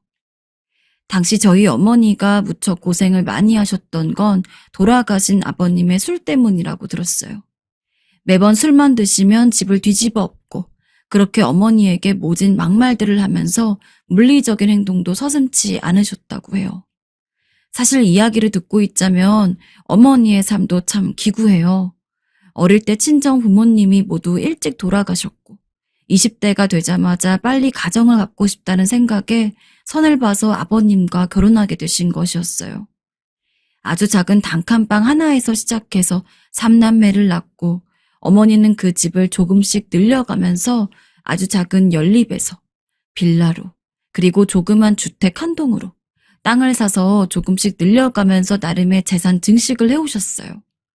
그 시대치고 다들 비슷한 환경이었는데 정말 이악 물고 성공하신 케이스라고 보여졌어요. 이건 가끔 어머니 댁에 놀러 갔을 때 어머니가 정정하실 때 들려주신 이야기예요. 당시의 일들은 어제 일어난 일들처럼 줄줄이 늘어놓으신 모습을 보면 얼마나 한이 많이 쌓였으면 막내 며느리인 저에게도 저렇게 하소연을 하실까 싶더군요. 이미 이야기의 분위기로 아시겠지만 지금의 어머니는 일반적인 상태가 아니시고 치매 판정을 받으신 데다가 상당히 상황이 나쁜 편이에요. 처음에 이 사실을 알게 되었을 때 자식들을 비롯해서 배우자인 저까지 웬만큼 충격을 받은 게 아니었어요. 어머니도 견딜 수 없으셨는지 갑작스레 모든 것에 대한 원망을 늘어놓더라고요. 내가 평생 고생만 하다가 이 지경이 되다니. 니네들도 생각이 있는 거니 없는 거니? 때 아닌 분노를 자식들에게 쏟아부으시는데 마음은 잘 알겠지만 저희도 정말 어쩔 도리가 없었어요. 그러던 차에 한창 어머니에게 사랑을 많이 받았던 아주버님이 나서서 말을 하시더군요. 그 말에 옆에 계신 형님의 눈이 순식간에 크게 벌어졌어요. 엄마, 그러지 말고 우리 집에서 모실게요. 제가 잘할게요. 그러자마자 바로 숨 돌릴 틈도 없이 형님이 나서시더군요. 당신 나한테 묻지도 않고 지금 그걸 결정하면 어떡해요? 엄마가 아프다잖아. 그 정도는 해드릴 수 있는 거 아니야? 때 아닌 부부싸움이 번지는 듯 하더니 이 모습을 황당하게 보시던 어머니는 또 화를 내기 시작하셨어요. 그런데 그 화살이 본인 아들도 아닌 다른 방향으로 가더군요. 애미, 너 지금 나 모시기 싫다는 거냐? 내가 니네한테 해준 게 얼만데 그따위로 구는 거야? 갑자기 형님을 향해 날카로운 말이 날아들자 분위기는 순식간에 차가워지고 다들 할 말을 잃었어요. 잠깐 정적이 일었지만 그것을 곧 아주버님이 깨버리셨어요. 그리고 옆에 있던 형님의 얼굴은 완전히 일그러지게 되었고요. 엄마, 우리가 모실 테니까 걱정 마세요. 당신도 얼른 일어나. 더 이상 큰 싸움을 벌일 수 없어서 내린 결단이었겠지만 솔직히 제가 봐도 부부간의 협의가 안 된 건데 아주버님이 갑자기 결정을 하신 것 같았어요. 형님의 입장도 이해가 가고 장남으로서 자기를 그렇게 특별히 사랑해 주셨던 어머니가 절이 되셨다고 하니 착잡한 아주버님의 마음도 알 것 같더군요. 그렇게 해서 한동안은 별 소리 없이 어머님 모든 짐을 정리하고 집도 파시고 아주버님 댁으로 가서 잘 사시는 것 같았어요. 하지만 6개월이 채 되지 않아서 이 모든 흐름이 다시 원점으로 돌아오게 되었습니다. 형님의 전화를 받고 정말 심장이 툭 하고 내려앉는 기분이 들더군요. 대체 갑자기 이게 무슨 흐름인지, 귀로 들으면서도 무슨 말인지 이해가 가지 않았어요. 근래 들은 가장 황당한 이야기였습니다. 동서, 나 이 사람하고 이혼할 거야. 그렇게 알고 있어. 일단은 다들 우리 집으로 오시라고 해. 두 분은 결혼 10년 차였고 조카들도 둘이나 있어요. 그런데 이게 난데없이 무슨 일인지 듣고도 통 반응을 알 수가 없어서 남편에게 연락을 하고 후다닥 가보게 되었어요. 상황을 들어보니 어머니와 같이 살면서 때아니 시집살이를 하게 된 형님이 못 견디고 결국 저런 결론을 내리게 되신 것이더군요. 아무리 그래도 그렇지 그 얼마 만에 너무 최악의 결정을 하신 것 같아 다급히 물었고 돌아온 형님의 말을 듣고 나니 저도 딱히 할 말이 없어졌어요. 동서, 알지? 나 결혼할 때 무일푼으로 온 거. 나도 알아. 어머니한테 감사해야 된다는 거. 나 10년 동안 이 사람도 알 정도로 나름의 도리를 다 했어. 경조사 안 챙긴 것도 없고 말이야. 그런데 내가 어머니랑 같이 살면서 매일 쉴 새 없이 넌 무일푼으로 왔네. 감사한 줄도 모르네. 더 잘해야 하네. 네 남편 좀 잘 챙겨라. 애들 꼴이 이게 뭐냐. 그러면서 나한테 온갖 심부름을 다 시켜대시는데 그거 자기라면 견딜 수 있겠어? 형님은 흥분하신 채로 말을 더 이으시더군요. 듣고 너무 충격받아서 저는 대답조차 할 수가 없었어요. 그리고 이 사람은 뭘 했는지 알아? 나보고 어머니 불쌍하니 잘 돌보래놓고 수시로 출장 잡고 야근하고 어머님 괜찮으실 때도 나한테 자기를 씻겨달라고 하질 않나. 욕을 하면서 물건을 던져대시질 않나. 그런 중요하고 필요한 순간마다 이 사람은 없었어. 나한테 자기 엄마를 맡겨놓고 말이야. 내가 혼자 몸도 아니고 애가 둘이야. 그렇게 힘들면 병원이나 요양원에 가시지. 듣지도 않고 그렇게 욕을 하시고 얼마 전엔 나한테 직접 손찌검도 하셨어. 이렇게 사느니 난 애들 데리고 나가는 게 맞다고 봐. 안 그래? 솔직한 마음으로 제가 결혼해서 봤을 때도 형님과 어머니 사이에 앙금은 꽤 있어 보이긴 했어요. 이어서 형님이 하는 말에 다들 어안이 벙벙했고 적당하게 대답할 말이 없어 서로 얼굴을 마주볼 뿐이었어요. 동서한테도 말했지만 형님, 도련님 다 아셔야겠어요. 저는 이 사람이랑 이혼할 거예요. 어머니 거처는 이제 다른 분들이 정하시던지 아니면 알아서들 의논하세요. 아주머님이 원한 상황은 아니었는지 다급하게 막으시더군요. 이봐, 그렇게 성급하게 정해야겠어? 하지만 형님은 아주 확고하셨어요. 당신도 나한테 말 안 하고 정했잖아요? 나는 이런 의견 내지 말라는 법 있어요? 이 숨막히는 분위기를 뚫고 결국 둘째 신우이가 입을 열었어요. 어쩔 수 없겠군요. 언니, 오빠, 그러지 말고 좀 봐주세요. 엄마는 제가 모셔가도록 할게요. 저도 이때 어떻게 해야 하나 고민하던 차에 신우이가 먼저 어머니를 모셔가겠다고 하니 일단은 지켜보게 되더군요. 이렇게 일단락이 나긴 했지만 누구 하나 마음이 편치 않은 상태로 이렇게 결론이 난 것이라서 다들 착잡한 상태로 모든 걸 옮겨가게 되었어요. 그날로 신우이의 집으로 옮겨가게 돼서는 어머닌 그 순간에도 모든 게 서러우셨는지 얼마나 끄끄 흐느끼시던지 보는 내내 저도 묘한 감정이 들더군요. 솔직히 이혼 결정까지 가게 된 형님의 입장을 그 누구도 나무랄 수 없었어요. 남들이라면 모르겠지만 어머니의 그 기묘한 큰아들 사랑을 아는 우리 가족들 사이에선 안 봐도 뻔한 모습이긴 했어요. 얼마나 소가리를 하고 모진 이야기들을 들었을지 이해가 갈 수밖에 없더군요. 반대로 막내 며느리인 저는 어머니가 상대적으로 크게 신경을 쓰지 않고 좀 거리를 두고 지내셨어요. 막내 아들이 늦게 결혼하기도 했고 어머니가 여러모로 경제적으로 여유가 있고 편할 때 얻은 며느리라 그런지 딱히 이렇다 저렇다 말이 없으셨는데 큰형님과는 서로 간의 상처가 많은 듯했어요. 그러던 차에 슬슬 시간은 흘러가고 있었고 저도 얼마 지나지 않아서 곧 잊게 되었어요. 가끔씩 신우이의 집에 찾아가서 어머니께 선물을 드리고 오기도 하고 안부차 몇 번 전화를 드리기도 하면서 병환 상태를 엿듣는 정도로 지나가게 되었어요. 하지만 이 시기 또한 아주버님보다 조금 길었을 뿐 역시 결혼한 가정으로서 아이를 키우고 있었던 신우이 역시 쉽지 않았던 모양입니다. 얼마 지나지 않아서 아주 힘든 목소리로 가족 회의를 요청하시더군요. 이미 이때부터 감이 왔고 결국 이번엔 내 차례가 오겠다는 생각이 들더군요. 옳게, 얼른 명진이랑 우리 집으로 와봐. 내가 좀 할 얘기가 있어. 가보니 상황은 참 녹록지 않았습니다. 어머니 방으로 내드렸던 방은 엉망이 되어 있었고 신우이도 어머니를 모시면서 보통 부부싸움을 한 게 아니었나 봅니다. 지칠 대로 지쳐 보이는 신우이의 말을 들어보니 딸이라도 저렇게 힘들 수 있겠구나 싶어서 한숨이 푹푹 나왔습니다. 우리 엄마 오빠밖에 없는 거 알지? 오빠한테는 찍소리도 못하면서 어쩜 나한테만 그렇게 막말을 해대는지 몰라. 솔직히 나 올케 언니 이혼한다고 할 때 너무 기가 막혔거든? 지금 겪어보니까 우리 엄마도 좀 그래. 딸인 나도 이렇게 진저리가 나는데 말이야. 잘하면서도 오빠한테만 다 몰아서 해주고 말이야. 나도 모시고 싶어서 모신 거 아니라고.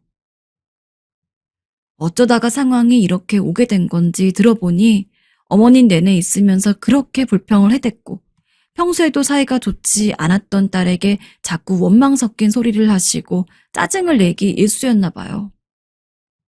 이런 말 하면 안 되는 거 아는데 난 엄마로부터 그다지 정을 받아본 적이 없어. 맨날 오빠만 최고라고 그렇게 비교해대고 그게 싫어서 일찍 나는 집을 탈출하듯 결혼을 한 거였고 그래도 엄마라고 나는 짠해서 모셔왔더니 어쩜 나한테 그렇게 막말을 하는 거야? 나는 여기까지가 최선이야. 이 이상은 못할 것 같아. 다들 어떻게 했으면 좋겠어? 이쯤 되니 저의 차례가 온 것 같아서 고민이 너무 많아지더군요. 이런 상태라면 우리 집에 와서도 못 견디실 것 같은데 말이에요. 저나 남편은 다른 가족들과 달리 어머니와 큰 트러블이 없었지만 줄줄이 상황들을 듣고 나니 자신이 없었어요. 그런데 저번과 달리 이번엔 한쪽 구석에서 잔뜩 웅크리고 고개도 못 들고 계시는 어머니를 보니 너무 마음이 안 좋더군요. 자식들이 줄줄이 자기와 못 있겠다고 저렇게 대놓고 말을 하는 것을 들으면서도 꿈쩍도 못하고 눈만 힐끔거리며 눈치를 보는 어머니를 그냥 외면하기가 힘들었어요. 결국 저는 큰 결심을 하고 말을 내뱉게 되었고 이게 나중에 어떤 결과를 가져올지도 모른 채 허울 좋은 소리를 하게 되었습니다. 남편은 옆에서 눈이 튀어나올 듯 저를 쳐다보았고요. 저희가 어머니 모실게요. 오늘 모셔갈게요. 이 말에 시누이는 엄청 놀랐고 큰아주머님도 멍한 눈으로 절 보시더군요. 정말 괜찮겠어, 올케? 우리 엄마 보통 아니야. 나중에 가서 또 울면서 못 모신다고 해도 나는 몰라. 일단은 저희가 잘 모셔볼게요. 너무 걱정하지 마세요. 그렇게 해서 저희가 모셔오게 되었고 방 하나를 내드리고 어머니를 모시게 되었어요. 앞서 이야기 듣던 대로 많이 행동이 과격하시거나 하면 어떡하나 싶어서 내심 걱정을 했는데 생각보다 어머니는 조용히 지내시더군요. 저도 출퇴근을 하는 입장이었고 정말 필요하다면 간병인이라도 쓸 생각이었어요. 홈카메라를 설치해두고 보고도 있고 틈틈이 전화도 자꾸 드렸는데요. 그때마다 어머니는 괜찮다고 하시더군요. 나는 괜찮아. 너 일해라. 신경 안 써도 된다. 가끔 몸을 못 움직이시고 생각을 놓고 계실 때도 있었지만 그렇다고 저한테 형님이나 시누이에게 하듯 막말을 하시진 않더라고요. 왠지 제 생각에는 앞서 너나 할 거 없이 자식들이 어머니야 못 살겠다고 한 것에 대해 상처가 커서 그런 게 아닌가 싶었어요. 제가 몇 번 씻겨드리기도 했지만 대부분은 본인이 할 수 있다며 저한테 맡기지 않으셨고 가끔씩 치매센터를 오가는 것만 봐드리게 되었어요. 이후로는 아무래도 마음이 놓이지 않아서 현재 상태가 그렇게 심한 것은 아니니 간병인을 요청하게 되었어요. 그렇게 시간이 꽤 지나게 되었는데 형님이나 시누이는 한 번도 전화해보지 않더라고요. 어쩔 수 없다고 여기고 있던 터에 어머님의 상태가 뭔가 좀 일반적이지 않게 흘러간다는 느낌이 들었어요. 근데 이건 어디까지나 꼭 치매라는 병 때문이 아니라 개인적으로 힘들어하시는 것 같더군요. 글쎄 밤마다 어머니 방에서 이상한 소리가 들리는 게 아니겠어요? 저만 들은 게 아니라 남편도 같이 들었기 때문에 동시에 일어나서 서로를 마주 보았어요. 방금 무슨 소리 들었어? 둘 다 바로 뛰어가서 방문을 열어보았는데 전 그 모습이 너무 애처로워서 마음이 쓰라렸습니다. 어머니가 완전히 애 같은 얼굴을 하고 무릎을 파묻고 앵앵거리며 울고 계시는 게 아니겠어요? 어머니, 왜 그러세요? 어디가 불편하세요? 눈물 콧물 범벅이 된 얼굴로 저희 부부를 돌아보는 어머니는 듣기에 너무 가슴이 아프다 못해 쓰린 말들을 하시더군요. 애들이 나를 버렸어. 내가 그렇게 강진이를 이뻐했는데 미정이는 첫 딸이라 얼마나 이뻤는데 나를 버렸어. 정말 보고 있기가 괴로울 정도로 그렇게 흐느끼며 우시는데 그 모습을 본 남편도 못 견디겠던지 그대로 거실로 나가더군요. 아마 마음이 많이 힘들었을 거예요. 자식들과 쌓여있는 응어리가 뭔진 알겠지만 홀로 집안을 일으키고 평생을 남편에게 그렇게 당하시고 보내고 난 뒤에 겨우 자기의 삶을 찾게 되신 어머니. 그런데 그걸 누려보기는커녕 치매라는 선고를 받으셨으니 얼마나 모든 게 암울하게 느껴지셨을까요? 그런 와중에 자식들은 서로 모시기 싫어하고 가서도 천덕꾸러기 취급받으며 쫓겨나게 되셨으니 모든 게 괴롭고 힘드셨을 것 같았어요. 우리 집에서도 너무 눈치를 보고 계시는 게 아닌가 싶어서 여러모로 마음이 답답하더군요. 어머니, 괜찮으세요? 울지 마세요, 어머니. 그날은 그렇게 말없이 어머니를 안아드리고 괜찮다고 말씀을 드렸어요. 그렇게 해서 재워드리고 이후로도 한동안 계속 못 주무시고 새벽에도 우시고 읊조리는 게 느껴져서 저도 몇 번이나 자다 말고 남편과 함께 건너가서 안아드리고 했어요. 돌아가신 저희 할머니도 치매로 가셨기 때문에 왠지 그 생각도 나고 여러모로 마음이 짠해오더라고요. 아마 저 역시도 이 집에서 그런 트러블을 겪었다면 솔직히 저도 사람인지라 어머니에게 잘해드릴 수 있었을지 자신이 없어요. 저희 집에 오셨을 때에는 어머니도 많이 마음이 약해지셨고 저도 앞서 일어났던 상황들을 봐왔던지라 한결 더 무뎌지고 무던하게 마음을 쓰게 된 것일지도 몰라요.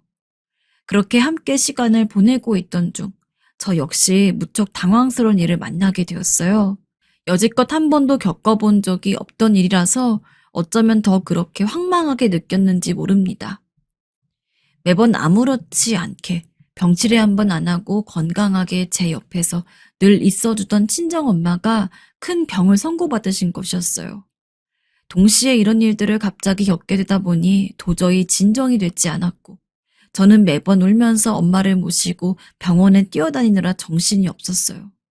엄마의 상태도 생각보다 좋지 않아 상당히 위중한 상태였고 아빠가 계시긴 하지만 아직 자립하지 않은 남동생도 있고 해서 엄마를 모셔야겠다는 생각이 들었어요.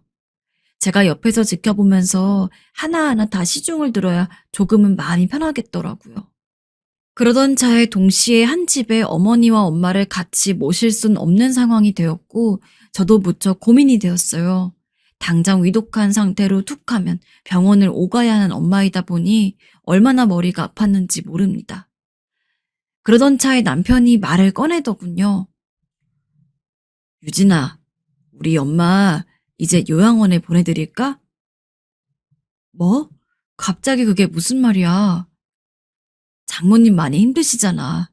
너도 그동안 우리 엄마 돌봐줬었고. 나도 지금 머리가 너무 아프다. 근데 이게 최선일 것 같아.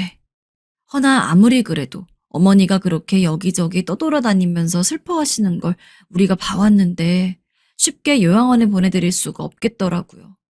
거기서 혹시나 어머니가 적응이라도 못하시면 그 죄책감도 너무 클 것 같았고요. 그렇다고 한 집에 두 분을 동시에 모시는 것도 너무 힘들었고 어떻게 해야 생각하던 차에 저는 어쩔 수 없이 시누이에게 연락을 했어요. 이혼을 얘기했던 형님에게는 차마 전화를 드릴 수 없겠더군요. 그런데 시누이의 입에서 나온 말은 가히 충격적이었고 여지껏 보지 못했던 모습에 저는 너무 놀라서 손이 달달 떨렸어요. 올케네 어머니 요양원 가시면 안 되는 거야? 그렇게 많이 아프셔? 그럼 우리 엄마는 누가 봐줘? 본인도 싫다며 반년 만에 쫓아내겠다는 어머니를 우리가 모셔와서 1년이 넘게 받으렸는데 내 엄마가 너무 아파서 치료 기간만이라도 봐달라는데도 이렇게 내치다니요. 그러면서 하는 말은 정말 어이가 없더군요. 원래 그 또래 어른들 다 지병은 있는 거야. 너무 호들갑 떨지 말고 병원 좋은 데 한번 알아봐. 내가 알아봐줘? 우리 엄마 치매인데 올케네 아니면 누가 봐줘. 나도 그래서 안심하고 있었는데 한 번도 연락도 안 하고 들여다보지도 않았으면서 어쩌면 이렇게 쉽게 저에게 그런 소리를 할 수 있는 걸까요? 이렇다 싶게 아무런 말도 못하고 전화를 끊었지만 도저히 마음이 진정되지 않았고 남편에게 이 부분을 이야기했어요. 그랬더니 남편이 결국 견디지 못하고 자기 누나에게 전화를 걸었고 고래고래 소리를 지르면서 난리를 치더군요. 누나, 어떻게 그럴 수 있어? 형수님도 못 모시고 누나도 싫다는 거. 유진이가 모셔왔으면 고마운 줄 알아. 솔직히 엄마가 누나한테까지 쫓겨나와서 얼마나 슬퍼했는지 알아? 게다가 장모님이 아프시다는데 어떻게 그런 말을 해? 그러더니 남편은 결국 꾹꾹 눌러오던 울음을 터뜨리더니 말을 이었어요.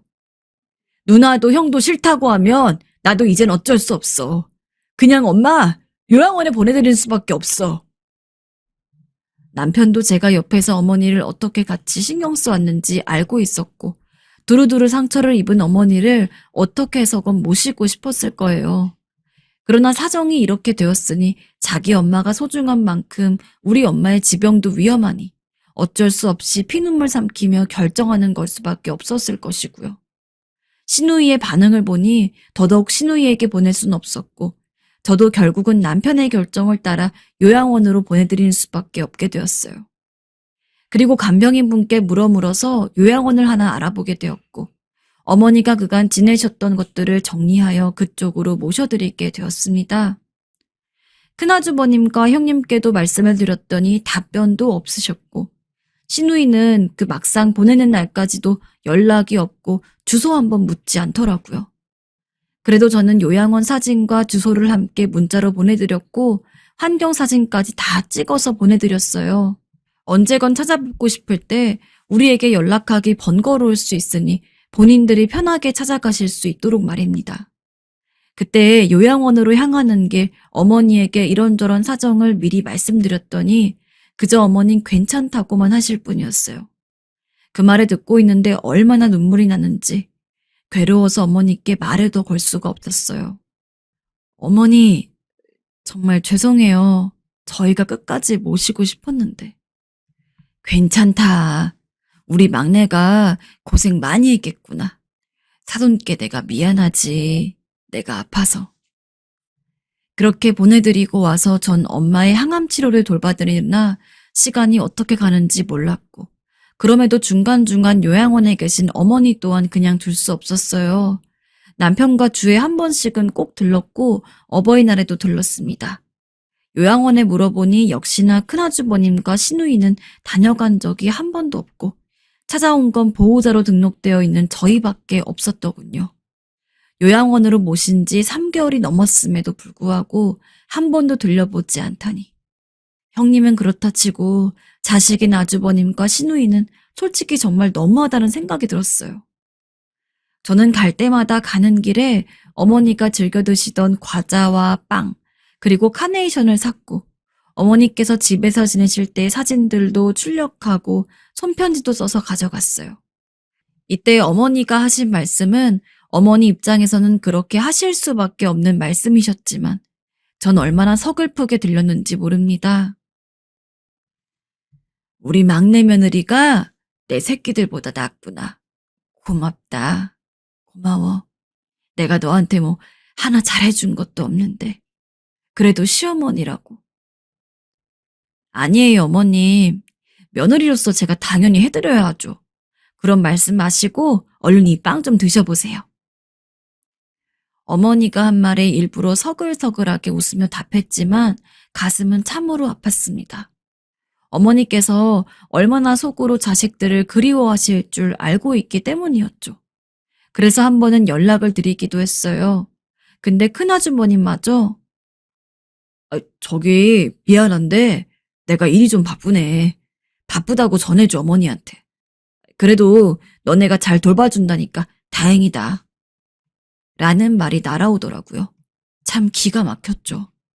그제야 어머니의 비통하고 애끓는 심정이 더 제 것처럼 다가오더군요. 그래서 저도 모르게 아니에요. 오기 싫음 오지 말라고 전해줘요. 하고 남편에게 냅다 소리를 질러버렸습니다.